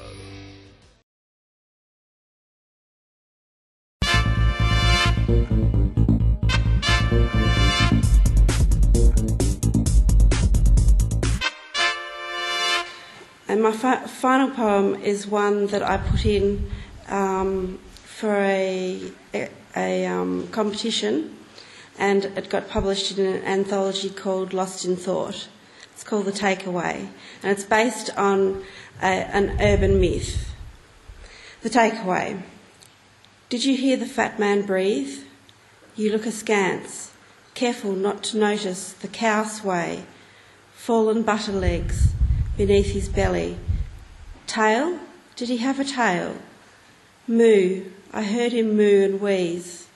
His cheeks panned around his jaw, the door to his slow combustion stove. He has 3 bellies and an extra lung to wheeze with. When he died, they took the roof off, lifted him with a crane, flesh still flaccid, casketed at the takeaway. I heard him then wheeze and moo. Thank you. This one has been shortlisted for the Spud Poetry Festival that's going to be drawn in January next year in Curroit, which is near Warrnambool. It's called Poem for the Irish. Persecuted souls do walk this land. The soil is turned yet by other hands. When we as a nation were young, the metallic din of the instruments of war did not us perturb, but came invaders with the wind from the east, raised the standard of the 3 saints, and destroyed our peace. On the distant islands of the earth we lost our jewel, our language. Our nation almost vanished in the noise and smoke of war. Our blood has been spilt on many soils, and on many soils it has found new life. The big red arrow. 1. Just before my mastectomy at a big teaching hospital, in walked a tall young man. He wore a surgical green gown, light pants, a fluffy shower cap on his head. He even had sterile shower caps on his shoes. The man introduced himself. I am the registrar. I asked him, are you my doctor? Yes, I am. Which one of your breasts is the cancerous one? The left one, I whispered. Shouldn't you know it by now? I need to confirm it with you. and he drew a big shiny red arrow down under the left side of my neck to the top of the left breast. Why such a big arrow? To make sure this is the right breast. Make really sure you don't slice off my right breast, I joked. 2. The trainee doctor was in fact a butcher.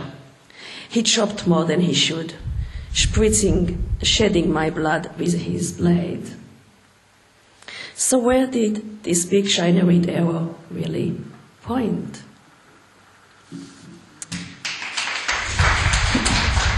Find your voice. Find your voice, they say, or death is a certainty, obscurity. So it's sought, empty in cupboards and drawers. Perhaps it's not a noise, a violet stuck in the throat, hidden under layers of conformity, awaiting a cacophony, cataclysmic transformation. I remember the good times as I walked down the street, without a care in the world, with a sandwich to eat. It's in these moments of abandon that I find myself and achieve alignment with God's gracious help. On those days when I'm happy and life's going all right, when evening comes, I can sleep well at night. I enjoy every experience. I love the world I've seen. After I've gone where I've gone and been where I've been. To describe the rapture, I feel I can't even begin. And finally, for once, I know just where I fit in. And the last one I'll read is called Censored. Censored kisses and censored wishes, censored thoughts and feelings, censored actions, censored words to censored people. Geez, even this poem is censored. Where's the sense in it? And the final one I read for you today is called Cigarette. Cigarette. One round bud, disposed by campers, crushed but not dead. The flame bursts forth. Destructive, cancerous. The forest falls back before it. Animals flee. Children cry. Trees blacken to ash. In the end, all that remains is nothing but a desolate wasteland, ripe for rebirth. Thank you.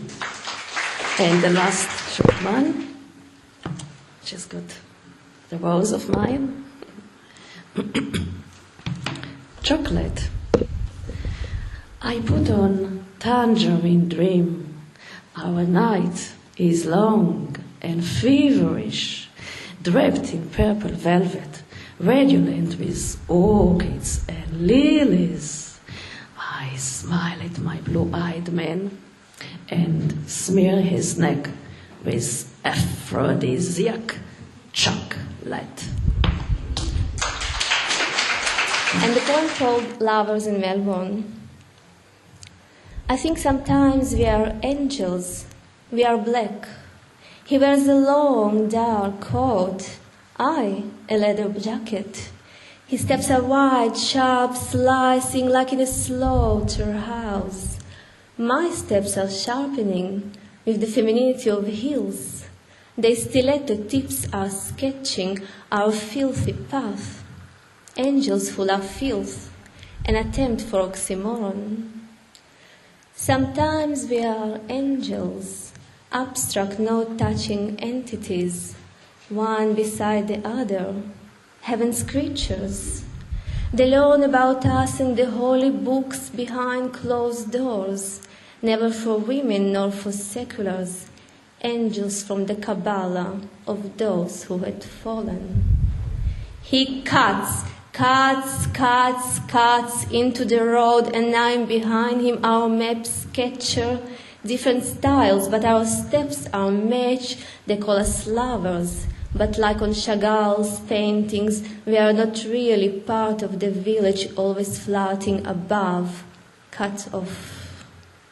We are lovers. He buys me a glass of champagne and fills it.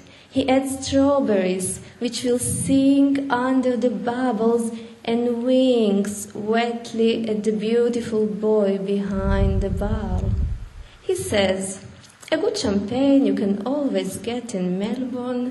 He buys me dresses printed with roses that others will caress. We are lovers. Lovers in Melbourne, in front of small cafes that serve decorated cakes. He points at the shop windows, crammed with chocolate cascades and pastries filled with red, tired fruits. Look, he says, how many temptations. Thank you.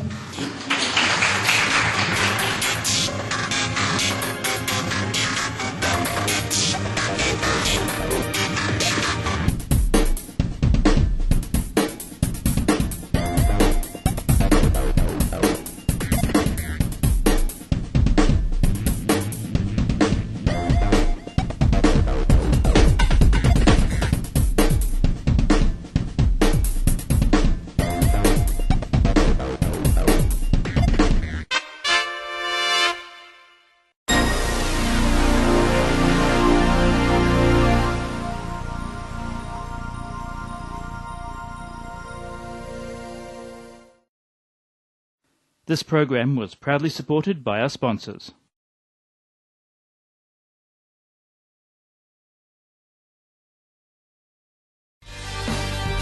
Here are the current weather readings for Melbourne, Geelong and Shepparton on the MELfeed.video weather wall. It also includes tomorrow's forecast and expected minimum temperatures in these areas overnight. This is the MELfeed.video weather wall. We are currently looking for a sponsor. If you're interested, please email Michael at MELfeed.video for more details. They say there's a chance I could die from breast cancer. Or from a melanoma. I could die from heart disease or even from a brain hemorrhage. Maybe in a car accident. But the fact is, the biggest cause of death for women in my age group is suicide. Please do not let this happen to me. You can do something. Lifeline believes that suicide is mostly preventable. Help us save lives. Find out what you can do at lifeline.org.au.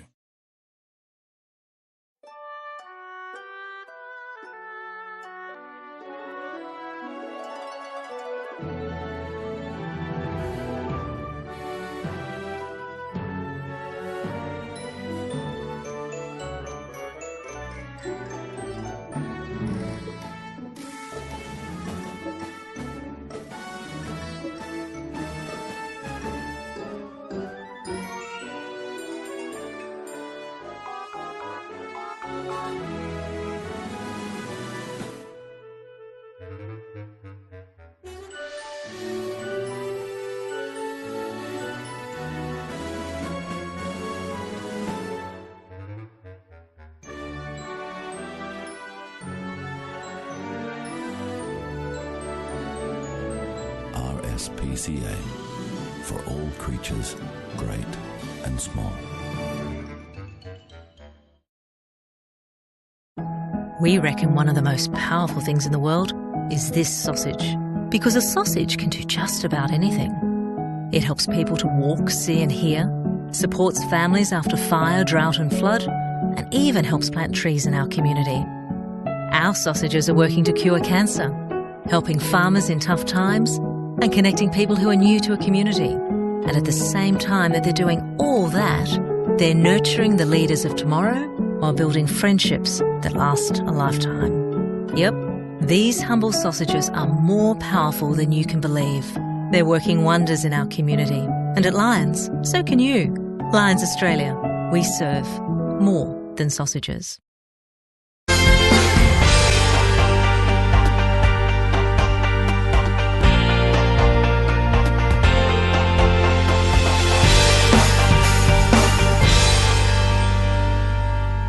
MELfeed.video.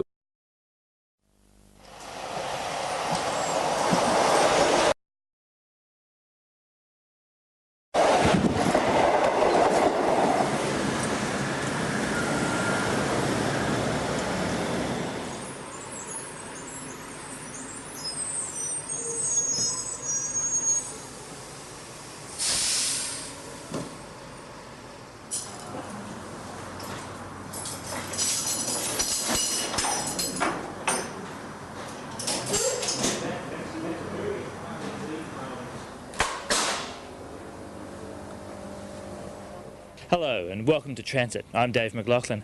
Today we're at the Ballarat Tramway Museum and we'll be talking to some of the volunteers who spend their time and effort conserving the heritage of the Ballarat Tramway.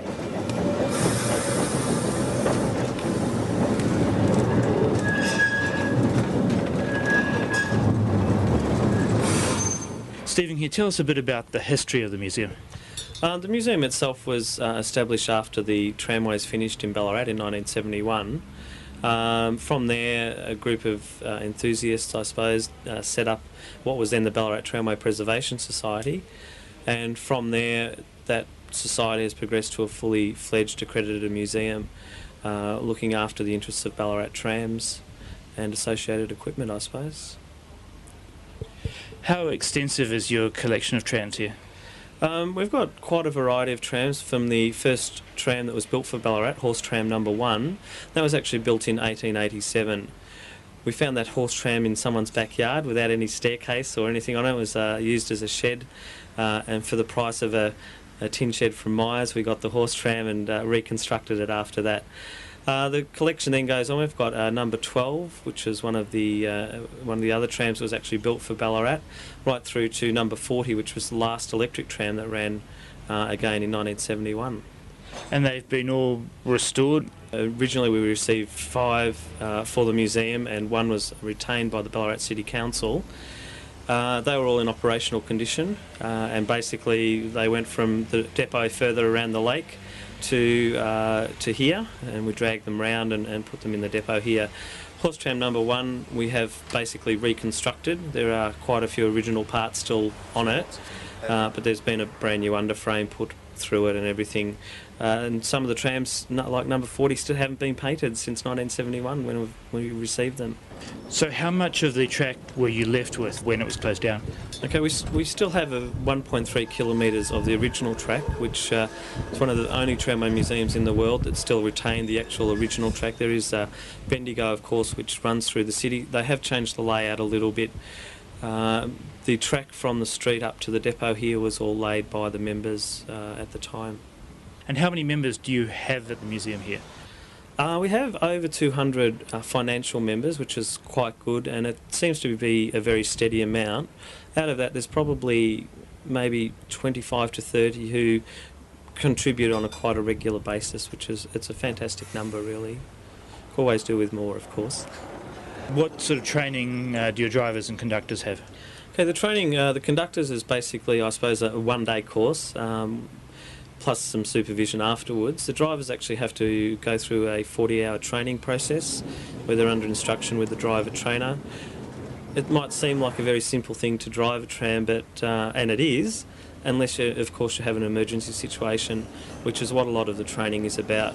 We are running in a situation where there's traffic on the street and a lot of children around at the playground areas, so we have to be very well trained, and we have to actually go through a process where we get accredited as a driver. And what sort of response do you get from the general public? What's the tours, how are they patronised? The charters that we have, a lot are with school groups, of course. Some are from the local area. Most tend to come from outside of the Ballarat area. The locals in Ballarat, some people probably don't know we exist here, which is a little bit unfortunate, but I think the awareness of the museum itself is growing quite rapidly, and over the next couple of years I can see that the awareness will be a lot greater.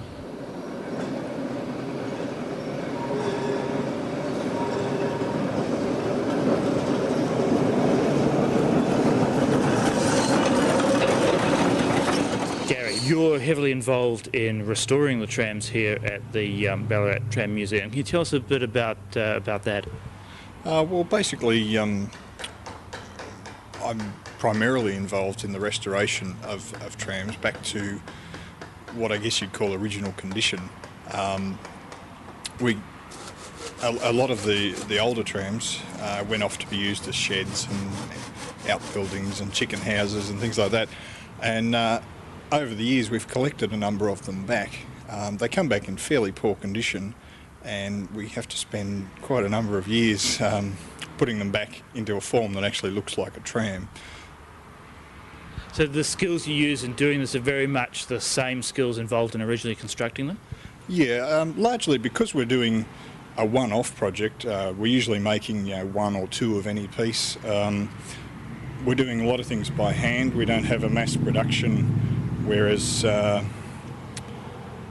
today in manufacturing anything, it's made by the thousands. We're making one of a particular item, or maybe two of, and we do it largely by hand, using hand tools. Most of the original methods, so to speak. We do use a few power tools where it speeds up the process. Largely what we do is we take out an existing piece and we copy it. So accounting for the fact that there's 60 years worth of rot, we work out what the dimensions would have been originally. We try and work out what sort of timber it was, and that's a real problem in our field, is that the timbers that were available, this tram is parts of it are well over 100 years old. Timbers that were available at that point in time are simply not available today because the logging industry's changed. It's all pine and fast growth forests. The old growth hardwoods just aren't available. So where possible, we try and get the same sorts of timber, but never can do. With metalwork and areas like that, mechanical fittings, etc., usually we'll take what's there and either try and repair it or make a replacement for it. Now, this tram we're standing beside, can you tell us a bit of the history of this one? This is Ballarat Electric Supply Company tram number 12. This is quite unique in that it's the only remaining survivor of the original fleet of 18 electric trams that were built to start the electric tramway service in Ballarat. Now, that was 1905. It's also rather unique in that it's one of the few survivors in the world of a very early technology of converting old cable and horse-drawn trams into electric trams. So it's a very rare tram? It is very rare in that sense, not only being the only one of its particular make, but one of a very few of that particular methodology of building trams, yeah. And how long is it going to take you to get it fully restored? We've been working on it now for something like 4 years, and we estimate probably another 5 years to go. As you can see, looking at it here, we've progressed a long way from where we started. It was originally, or when we obtained it, it had been used as an extension to a house, and one end was the bathroom, the other end was a sort of spare bedroom, and the middle section was a wardrobe. So it had changed over its lifetime of what it actually used for. So when we got it, it had been substantially stripped down to its barest form, and it had been sitting in that location for over 60 years.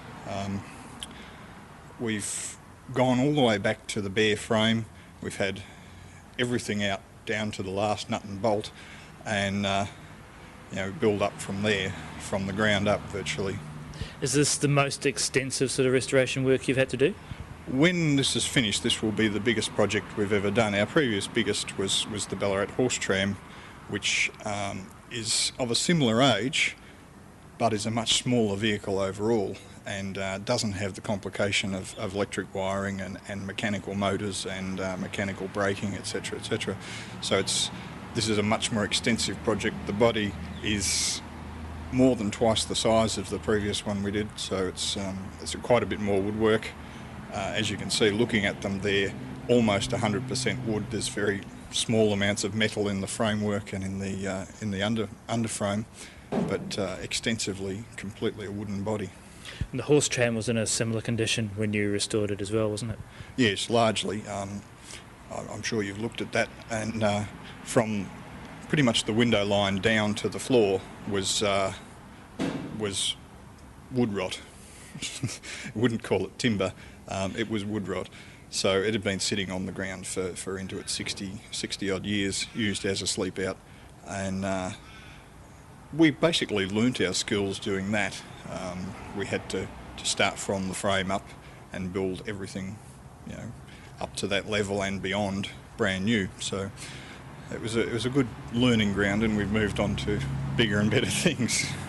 And to get these projects for restoration, do people actually give them to you, or do you have to actually go out and search for them and buy them, or do people come along and say, hey, I've got this old tram in my backyard and would you like it?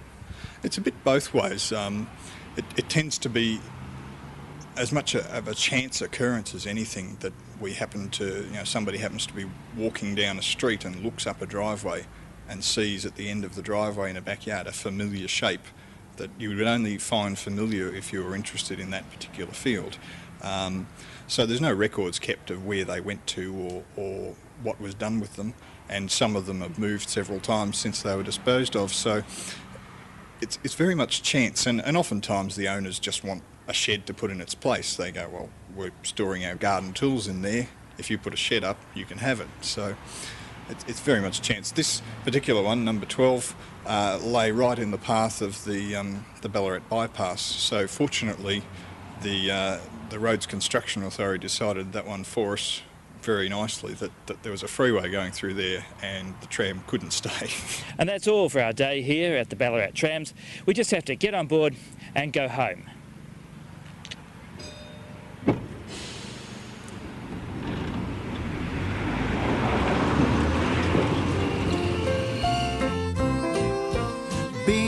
BALLARAT.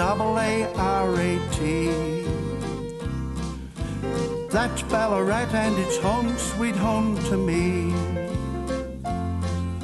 A city built on gold, it gave its wealth untold, and made our land so great and grand, a land of liberty.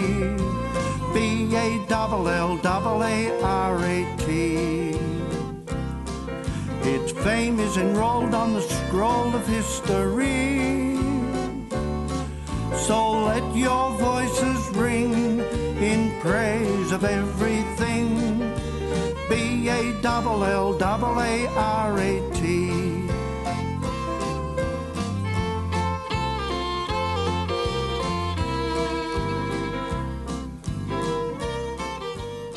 Now it's time for a quick reminder of programs coming up tonight on MELfeed.video, so please stay with us.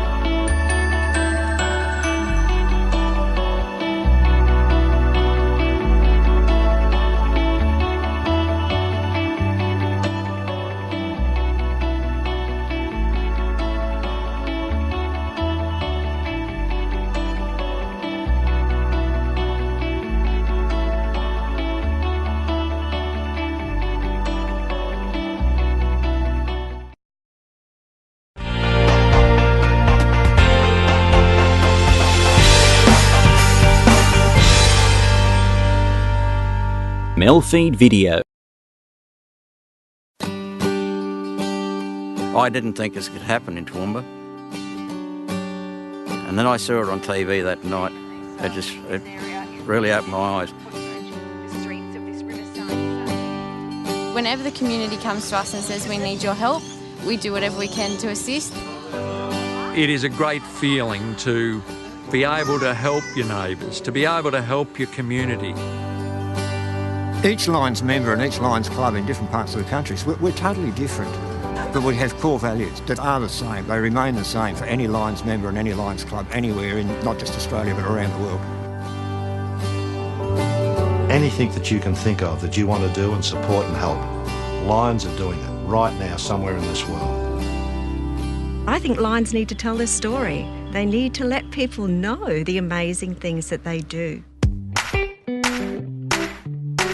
The three major streams that we have in Lions are the community service that we do for the public, health and medical research, and the disaster relief. We're out there to help people. If you love helping people, get out and help and join a Lions Club.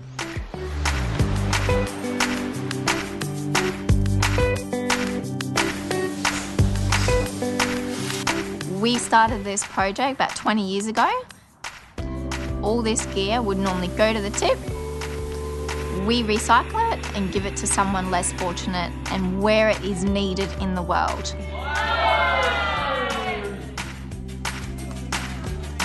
Being a Lion here in Australia means that I can make a difference to my community. But most importantly, it's inspiring other people to get out and be part of their community and make it a safer and a much happier and better place to live.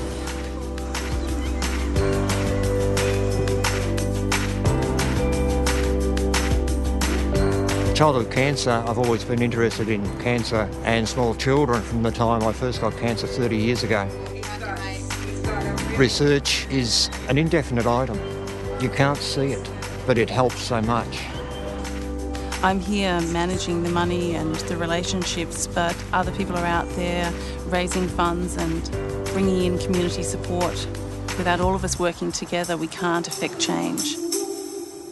2 more extra hands at any function, any working bee, anything we do. 2 more hands can help us raise more funds, can help us serve our community better. I went to my Lions Club and I said, I got this idea and I think it's a little bit crazy, but I think we could raise some serious money doing it. And it was to run 100 kilometres. And the club said, okay, if you want to do this, whatever you need us to do, we'll be there 100%. And I'm pretty proud to say that together we raised just over $16,000. So we blew the target out of the water, and I think that was due to a lot of the support that I got.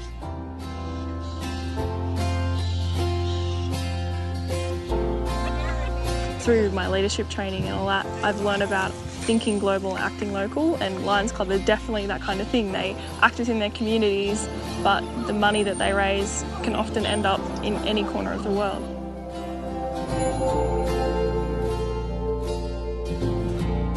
As an individual, I could only do so much, and whilst it was my burning desire to try and help these people, having an organisation such as the Lions family to call upon to support me and those people that were working with me just made it possible for us to achieve so much more. You know, after the devastation, to come back into the community, you know, you were shattered by what you saw. You know, no police station, no post office, no petrol station, you know, no kindergarten. There was nothing here. And all that water with an unstoppable. I don't know that I've ever seen as much as arrived. There were fridges, washing machines, dryers. There was toasters, jugs, just everything. To be invited to be a part of Lions just opened up a whole new world to me. A world that provided a structured organisation that could see that the hours that I volunteered could achieve so much more. I think Lions is a wonderful organisation. The people in it have charity in their hearts. I can go anywhere in this country, see somebody with a Lions badge, walk up to them and say, "G'day, you got a friend." Never once in my life had I had a group of people where I could go to, say anything, and know that no matter what, they would be there, they would stand by me. It's the family. That's what we call it's the Lions family. Without Lions, I think I'd be lost now because they've been my life. We work hard, but the most important thing is we have fun. The fellowship of all the members of the club, the broader community, it's just a tremendous organisation to belong to. You know, I'll be here till I die. It is extremely rewarding and gratifying to be a part of an organisation that can spread its support so far and wide. More members means more hands, means more support to the community. I would encourage everyone just to give it a go and see if it is for them, because the return that you get for giving to others is amazing. Get out there, do something wonderful, be part of this fantastic organisation.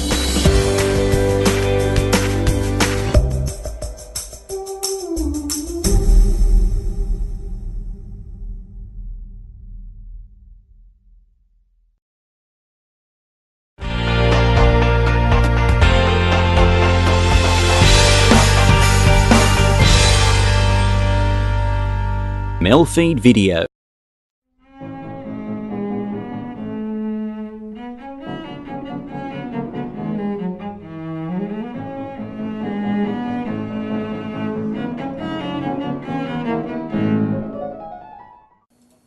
Welcome to the CEC Report for the 4th of May 2018. I'm Elisa Barwick, and joining me today is CEC leader Craig Isherwood. Welcome, Craig. Yeah, thanks, Elisa. And on today's show, we have Banking Royal Commission spreads shock waves globally, and not another regime change war. So firstly, Banking Royal Commission spreads shock waves globally. Now, of course, every day there's more dirty laundry pumped out of the Royal Commission, Craig, yep. And, you know, the scandals just get worse as they go along. The reactions of the regulators and the bankers involved get more and more pathetic, unfortunately. However, the effect and the impact of what's coming out cannot be smoothed over. Absolutely, Lisa. Look, we've been campaigning for Glass-Steagall separation, which we'll say more about in the program. And what this is doing is creating a climate, like it did back in 1933 with the original Glass-Steagall legislation that was passed by President Roosevelt, to actually show people that the banks are so corrupt, they're so criminally orientated, that unless there's strong legislation coming out to deal with them, then the system will collapse, which is what we know is going to happen. Now, that's what we're looking, this is the same framework, like what happened in 1933 before the original, the Pecora Commission, before the first lot of Glass-Steagall legislation came out, which of course the legislation is there to separate out the boring banking, the normal commercial banking, from all the investment and merchant banking, Lisa. So, I mean, this is good because it's pushing, and we've noticed it a lot, it's pushing the political people, the politicians and so forth who are thinking, into having to act. Now, you would 12 months ago, you know, when Malcolm Turnbull was talking about the fact, oh, we don't need a Royal Commission, we've got it all on hand, we've seen a 180-degree flip of the entire political geometry that many ordinary parliamentarians, politicians are saying, look, we've got to deal with this. There's such a voter backlash out there, we can't just be seen to be doing nothing. And it keeps going on and on. Now it's going globally, global. Yeah, and we'll give a few examples of that. And it was always our intention to, if we could get real traction for Glass-Steagall here in Australia, because we know it's had a lot of support in the US and UK, but it's kind of stalled out, that this would create a momentum from Australia across the world, and it's happening.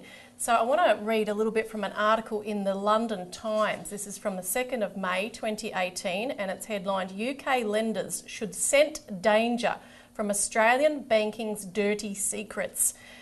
So the article goes through the housing bubble being here on the verge of collapse, akin to pre-global financial crash, goes through the Royal Commission and some of the various crimes it's revealing, the facts that heads have rolled and more will roll from major banks, and the warning of the UBS analyst Jonathan Mott last week, where he talked about 70% of Westpac loans being dodgy, which wiped out $9 billion from the value of the big four banks. So that sets the scene for what I'm about to read. So on the Royal Commission, the article says, the affair has sent shockwaves as far as Britain, where Australia has been hailed for coming through the financial crisis relatively unscathed, and where its bankers and regulators were seen as holding the secret to doing business profitably but sensibly. Now Australia's banks are having a tougher time, and they have lost some of the dominant hold they used to have over politicians, opening the door to the Royal Commission. Rather than Britain looking to the other side of the world for lessons, the trend has reversed. Australia is following British MPs and regulators who investigated past behaviour for evidence of criminal activity and looked for ways to prevent more taxpayer bailouts. That led to banking reforms and to a new crackdown on wrongdoing, stretching from LIBOR rigging to missold payment protection insurance. And then they conclude with this. In Australia, it is possible that the Commission will take things one step further by demanding a breakup of the country's big banks in an attempt to enforce better behaviour and improve competition.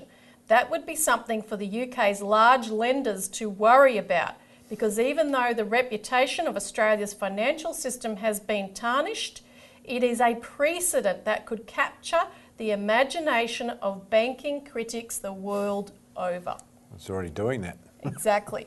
So this is actually perfect because the fear here is very real, that if there is action forced upon Australia and forced upon politicians because they are getting hounded, as we know they are, by their constituencies, and that's growing by the day because more and more people are being affected by the financial situation, and of course anything could trigger a blowout of the housing bubble, which will affect and impact people that thought they were safe actually.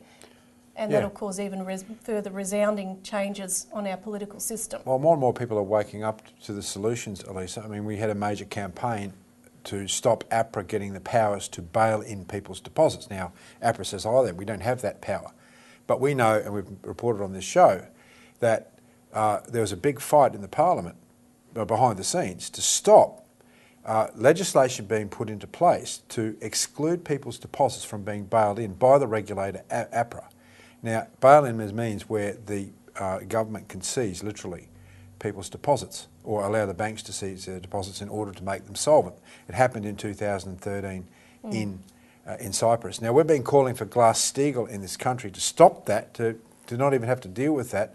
We have a major campaign right now of the legislation that we've written to get that to MPs all over the place, and people can call in for copies of this legislation. Now, we've been doing this since 2013, Elisa. We've been on a 5-year campaign for Glass-Steagall, opposing bail-in, and with our APRA campaign of the late last year, we've created a climate inside the Australian population that there is not only a solution to this problem, but people should and have been empowered to stand up and do something about it, and people should join this campaign. Yeah. And there's been, the impact has extended to New Zealand as well of this Royal Commission shockwave. First Union, which is the finance sector workers union in New Zealand, has called on the government to convene a full Royal Commission mirroring developments in Australia. Stephen Parry, who's the National Finance Sector Organiser, said the Australian Banking Royal Commission has seen concerning revelations come to light about the culture and practices of the big four Australian banks, which are the parent companies of ANZ, ASB, BNZ and Westpac in New Zealand. A similar inquiry in New Zealand is necessary for the public to be assured that our banks are not engaging in the same behaviour as their Australian parents. And he goes on to talk in depth about how finance workers there are under huge pressure to make sales that aren't always in the interests of the consumer, the purchaser, as they have been in Australia. And I'll add also that in the US, coverage is starting to grow. There was one headline in the Washington Post: inquiry reveals seamy banking practices in Australia, like charging dead people for financial advice.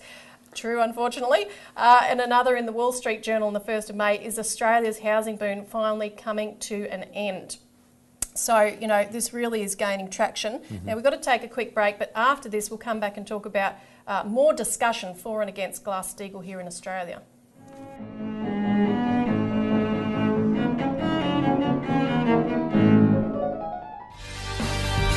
Here are the current weather readings for Melbourne, Geelong and Shepparton on the MELfeed.video weather wall. It also includes tomorrow's forecast and expected minimum temperatures in these areas overnight. This is the MELfeed.video weather wall. We are currently looking for a sponsor. If you're interested, please email Michael at MELfeed.video for more details. Every time we buy certified organic, we're making a choice to help our environment and build a healthier community. But it can be hard to know that what we're buying is truly organic. The Australian Certified Organic logo is only given to products after a very rigorous process. So when you see this logo, it means you can trust that there are no genetically modified foods, no animal cruelty, and no harsh synthetic pesticides used. A healthier community is always better for our future. So the next time you shop, look for this logo. I was in my 40s when I was first diagnosed with bowel cancer. George, my son, was 6 years old at that time. These days, like people of his age, he's very busy, but he still needs to find the time to get to know his bowel cancer risk. Is that right, George? Yes, Dad. Bowel cancer affects 1 in 12 Australians, young and old, and is our second biggest cancer killer. But if caught early, bowel cancer is treatable and beatable. My dad is living proof of that. So get to know your bowel cancer risk. Talk to your pharmacist or GP about screening. Protect yourself and the ones you love. Go to lovemyfamily.org.au. If you were living on the streets, wouldn't you want more than just your best friend to keep you safe and warm? Donate to Backpack Bed for Homeless and give warm, waterproof protection and dignity tonight. Call 1300 OzHelp. Welcome back to the CEC Report, where we're talking about the shockwaves created by the Royal Commission.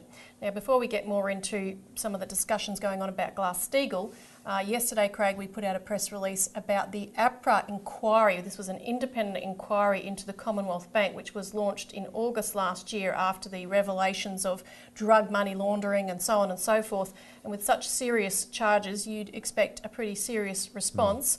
However, the report concluded that Commonwealth Bank's financial success dulled its senses, and it blamed complacency, overconfidence, excess complexity and insularity.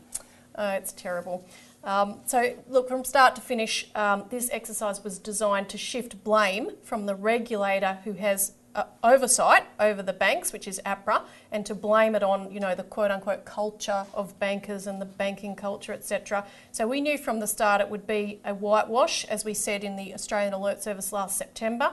As the three-man panel that was set up to investigate it was made up all of bankers, so that included John Laker, who's ex-Reserve Bank, Treasury, IMF. He was the head of APRA at the time when most of these indiscretions of the Commonwealth Bank were committed.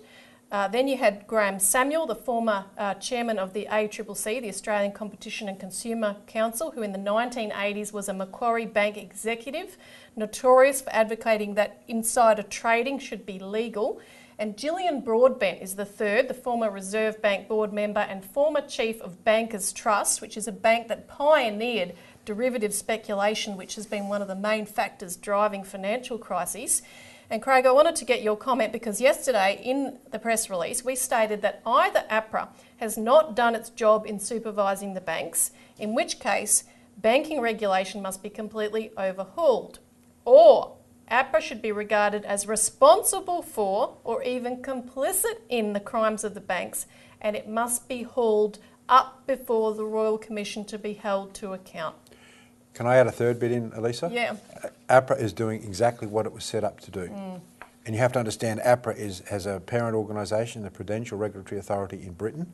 This is part of the cabal of central bankers controlling themselves. So APRA is doing what it's supposed to do, protect the banks ahead of protecting people.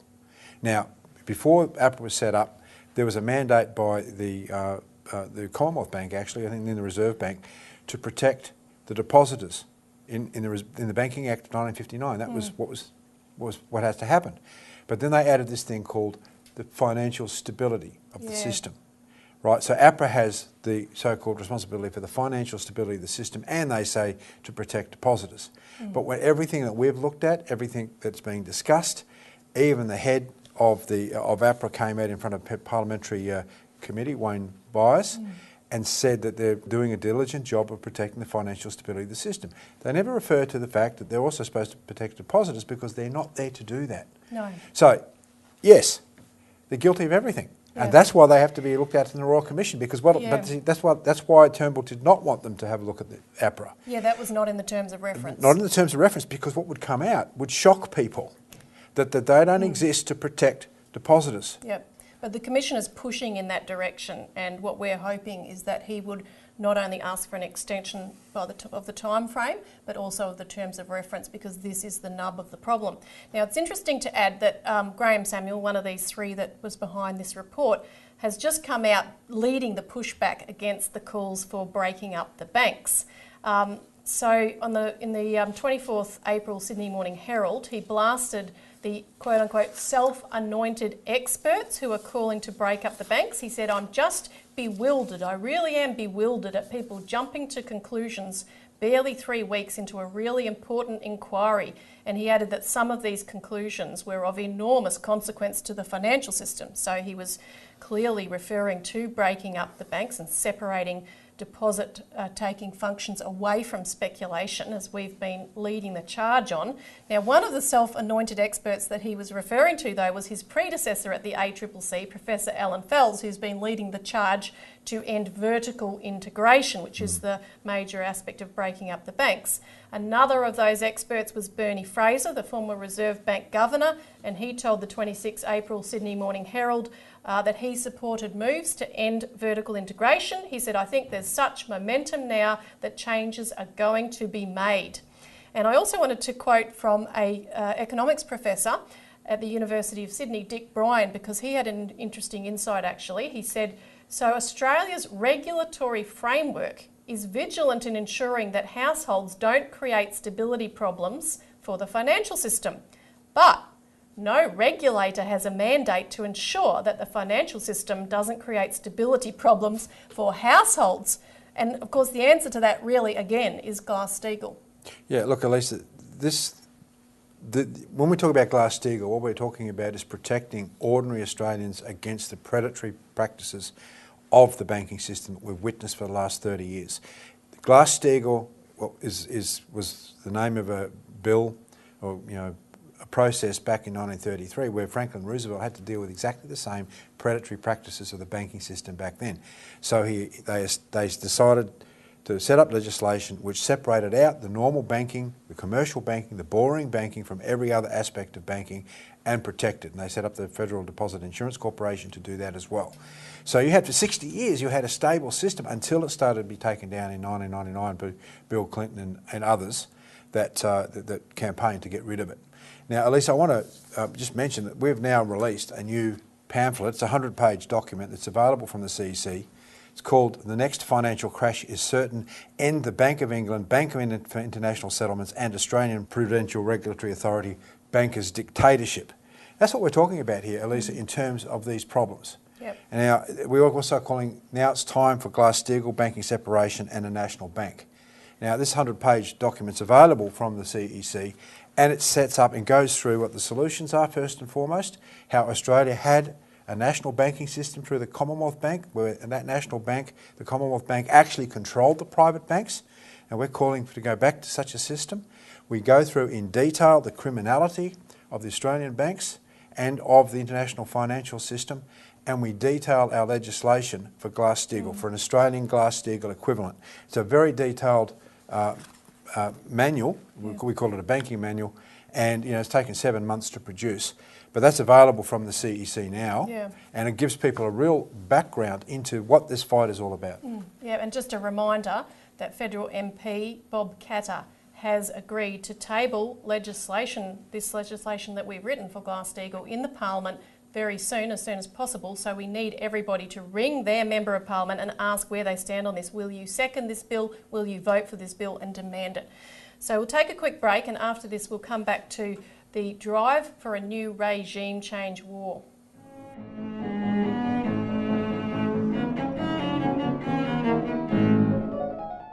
Every time you shop, the choices you make affect our community.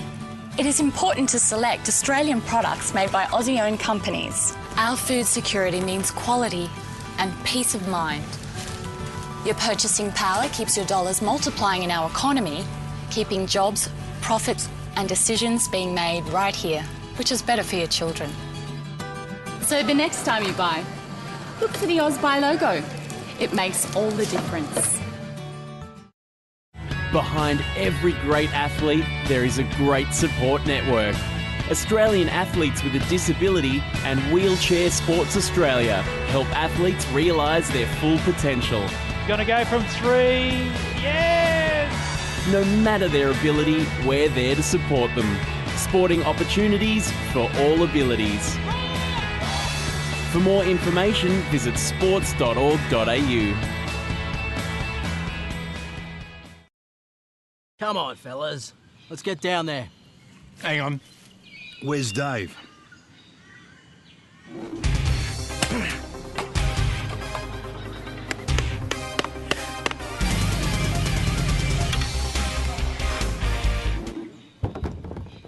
Oh, hey, fellas. What do you think? Pretty cool, eh? Real men look out for each other. Don't let your mates drink and drown. Welcome back to the CEC Report. Now we're discussing not another regime change war. So as if we haven't had enough, and already we've got the good progress happening with North and South Korea, so it's the last thing that we need. So on the 27th of April, there was a meeting between South Korean leader Moon Jae-in and North Korean leader Kim Jong-un, and this was the first time that the North Korean leader had come into South Korean territory since the armistice in 1953. Of course, the war never formally ended, but with the declaration that was signed at this meeting on the 27th, this can lead to the formal ending of the war. They signed a call for peace and for joint development across the peninsula and moves towards reunification, and also, importantly, a phased disarmament with the ultimate goal being denuclearisation. Now, since that meeting, Kim Jong-un has stated that he will begin to dismantle this month the missile launch sites and will allow media and scientific experts to witness that. There are meetings taking place now with Chinese leaders. Of course, Kim will have the long-awaited meeting with President Trump sometime this month, likely. He's also stated he wants to restore relations with Japan, which is another good sign. Now, there's many potholes in the road, and you can read more detail about that in this week's Australian Alert Service, but this could come off. China and Russia are the key players, actually, because they have both offered what the North Koreans really need, which is assistance with economic development, particularly with energy. I know everyone's going on about Trump's key role, but really the most important thing that Trump did was not his harsh words and holding the line, but was a year ago when he said that he'd be willing to meet with Kim Jong-un, that he'd be willing to sit down, and he said, you know, he has a hard job for a young person. He showed an actual human quality there, so I think that's the key thing that's paved the way, along with what China and Russia have done. So this bodes very well for peace, and therefore right on cue, you had the intervention of Israeli Prime Minister Benjamin Netanyahu, who has revealed supposedly new evidence of Iran's non-compliance with the nuclear deal that it made with the UN Security Council members and the European Union in 2015. So we're just going to show a bit of a clip with some highlights of his, what I would call a magic show that he did on national television. This was on the 2nd of May. Iran lied. Big time. After signing the nuclear deal in 2015, Iran intensified. And here's what we got. 55,000 pages. Another 55,000 files on 183 CDs. We're going to show you Iran's secret nuclear. Well, Lisa, you said it was a magic show. Where's the rabbits? Yeah, I know, that's what you were waiting for, really.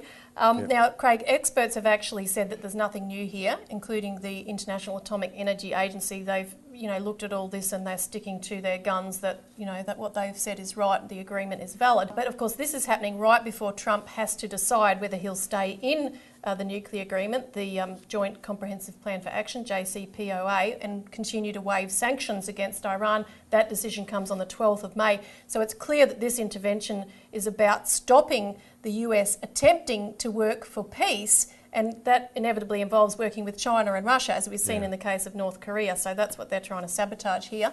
Now, as a precedent, let's look at these wise words from Netanyahu on Iraq. This was in 2002. If you take out Saddam's regime, I guarantee you that it will have enormous positive reverberations on the region. And I think that people sitting right next door in Iran, young people, and many others will say, the time of such regimes, of such despots, is gone. There is a new age, something new is happening.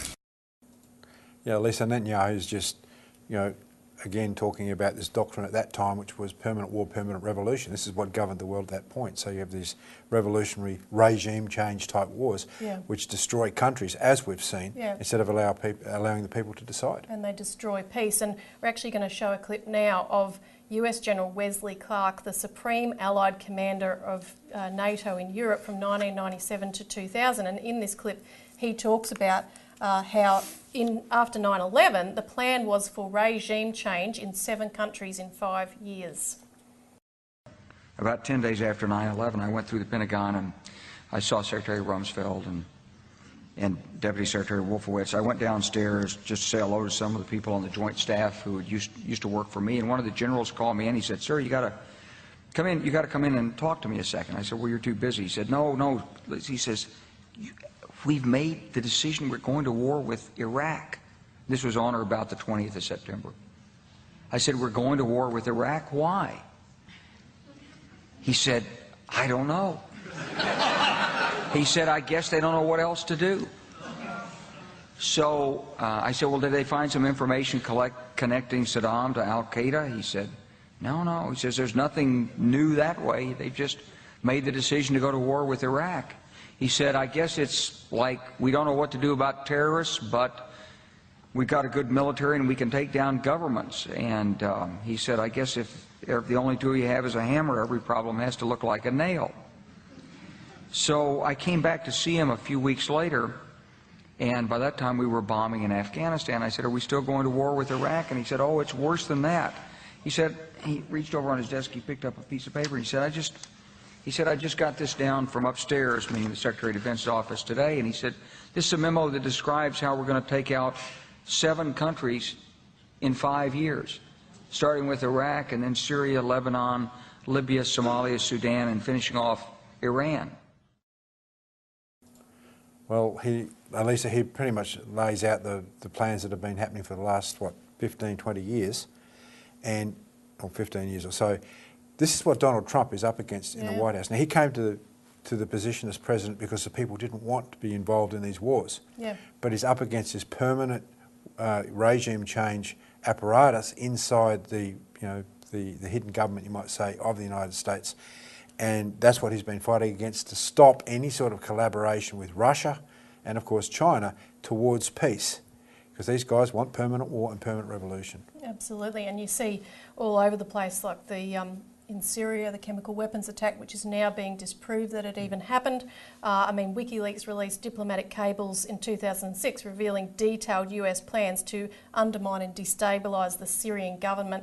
So these plans are actually being disrupted, and that's why you have Netanyahu coming in calling for all over again a new regime change war. But I can tell you one thing, the only regime change the people want now is against the City of London and Wall Street, and that is called Glass-Steagall, because that would take down that entire apparatus. That's right. And Elise, I think people can get a copy of our Australian Alert Service magazine and read a lot more about this. There's a lot more detail to cover. We've only just skimmed across the surface in the show. Yep, thanks for tuning in. We'll see you next week.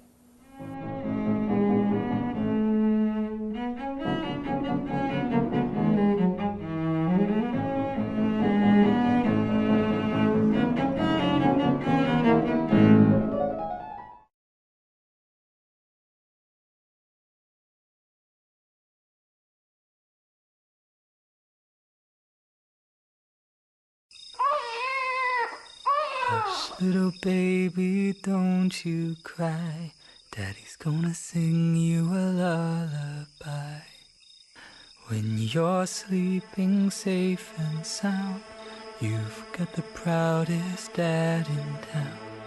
I remember when I first saw you, your heart beating as you grew. We'll read you stories to help you dream. Your mommy and I are a perfect team. I can't wait to hear you sing or watch as you put on a wedding ring. One day you'll have children too. Remember the times I sang to you.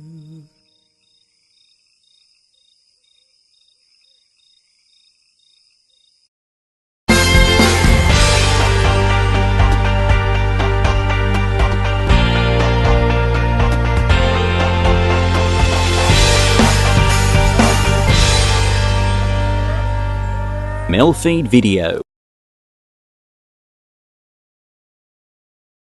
Here's our interview with our voiceover artist, Darren McElwain. Hi, this is MELfeed.video. We're actually in Penrith, New South Wales at the moment with Darren McElwain, who is one of our voiceover artists who's helping us with some voice work on MELfeed. So you'll probably hear him, and you might even see him from time to time. We're talking about that, aren't we? So we might even see you occasionally. Absolutely. I'm very, very excited about being part of this brand new project called MELfeed.video, and I guess I'm very honoured to be able to maybe use my voice to piece things together. I think that's going to be very exciting, and I guess it's going to be great to piece some of that vision together, and I think it's going to be a great opportunity to piece some of those historical pieces of online TV as well. So it's certainly a great opportunity for you and for me as well. Yeah, so the purpose of MELfeed is to go back into some of the archives of some of the new and old, some of the new stuff, but some of the old stuff that community TV has produced, especially Northern Access Television and Metro TV, which we'll be doing some stuff with, so it should work out pretty well. I think it's a very exciting project because I think as time goes on, some of these fantastic productions can get forgotten about, and I think it's really important that we archive those, we keep showing those things, and I think the greatest part about streaming TV is that people can relax and watch all the videos unfold as they take place, which is fantastic. So what is some of the stuff that you've been up to with your voice work over the years? Well, I'm very honoured that MELfeed are out here in Penrith. This is, I guess, my hometown. This is the home of great 80s music where Air FM, I guess, broadcasts. I do the drive time show here from 3 to 6, and I'm very excited about that. So I guess it's a great way to connect with the listeners, and I guess I've been, you've been able to hear my voice and see some of my things on YouTube, and I guess there's a bit of a history there with television and radio and theatre perhaps, but I'm more than honoured to be part of MELfeed.video at this stage. So you're currently on a local open narrowcast station in the Penrith area, that's correct? Absolutely. Here Air FM it broadcasts on 88.0 FM in Penrith, and I guess we mainly focus on the 80s music, and I guess I do the drive time show. So yes, we've got the 80s music, but we've also got, we do the traffic and the weather, and more importantly, which is something I'm very excited about, is that we actually stream online on tunein.com, which is very exciting. So you can find Air FM through the TuneIn app, so if you search, what is it, Air FM, you'll find it on the app? Absolutely. Air FM on the TuneIn app. Just look for, I guess, the coloured logo for Air FM here in Penrith, which you can see the great backdrop of Penrith just behind me, and we broadcast 24/7 on, I guess, on 88.0, and you can also find us on tunein.com. Very exciting. Yeah, so just look for the test pattern logo. That's the one. It's the rainbow coloured one. That's exactly right. Fantastic. Colour bars, I think it is. That's the technical term, isn't it? That's the colour bars. I like that one. I'm gonna work with that this afternoon. The colour bars. I like it. Yeah. So you're also a primary school teacher in the local area as well? Absolutely. I've been working here in the area of South Penrith for 14 years, and I guess I bring primary teaching and journalism and voiceover acting all together in some format. So here in Penrith. So I'm very, very honoured that I'll be able to do a lot of these voiceovers for MELfeed here from Penrith. Very excited about that one. So some of your talents have rubbed off on the kids too, apparently, you were telling us. I hope that I bring some sort of inspiration in some way, and I guess they certainly, I don't always tell them what I do, but they go searching on YouTube and listening on the radio, and they have a listen to some of the great things that I do. So that's always nice of them to do that. So they're getting introduced to some of the 80s music themselves, are they? I think when they start playing them at discos, it's already a fact of, oh, that's something I've listened to on Air FM, which is very exciting. It's something they've heard before. Okay. Well, thanks for joining us anyway, and we'll look forward to working together in the future with this great project as it gets going. Fantastic, Michael. I'm really honoured to be part of MELfeed.video, and more importantly, thank you for coming out to Penrith today. I'm very excited about that. Okay, and possibly we might try and do some footage around Sydney while we're here. Obviously we're here in October, but we'll be broadcasting on this channel from November, so we'll see if we can do some little bits from around Sydney and a few different places. Fantastic. Our viewers can join us and see lots of the great work that Michael does as well, which is fantastic. Okay. Thanks, Darren. Thanks very much for having me. We'll see you soon. Okay, Sarah, I'm going to order some pathology tests to see how everything's going. Half the Australian population had a pathology test last year. That's you or someone you love. 100 tests are performed every minute, delivering vital medical information. From the moment you are born, your healthcare depends on pathology tests.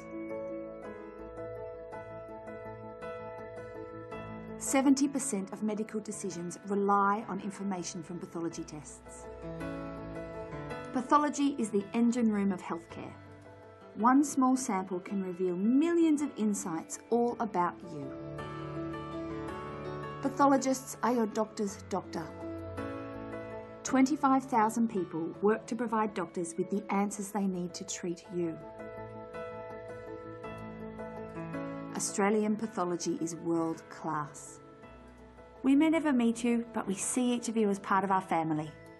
Every minute, 23 Australians find out more about their health. Good news, Sarah. The results show that everything's okay. Pathology provides peace of mind. I rely on Australian pathology. Sign up online to support Australian pathology. I'm able to dream, I'm able to smile, I'm able to grow, and I'll go the extra mile, one day at a time. So put your hands together, we can change lives forever. Together, we're able. Able Australia.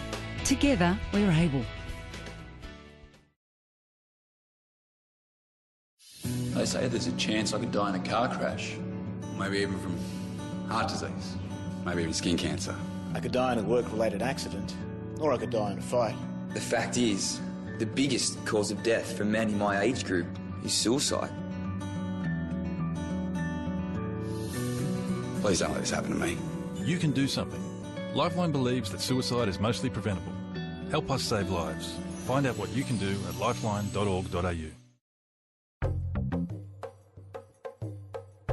MELfeed Video is about to close operations for tonight, but we'll be back with you next Wednesday evening. In the meantime, here is a selection of programs that will be seen on our next scheduled web stream. You are welcome to visit our website at MELfeed.video for further details of this project.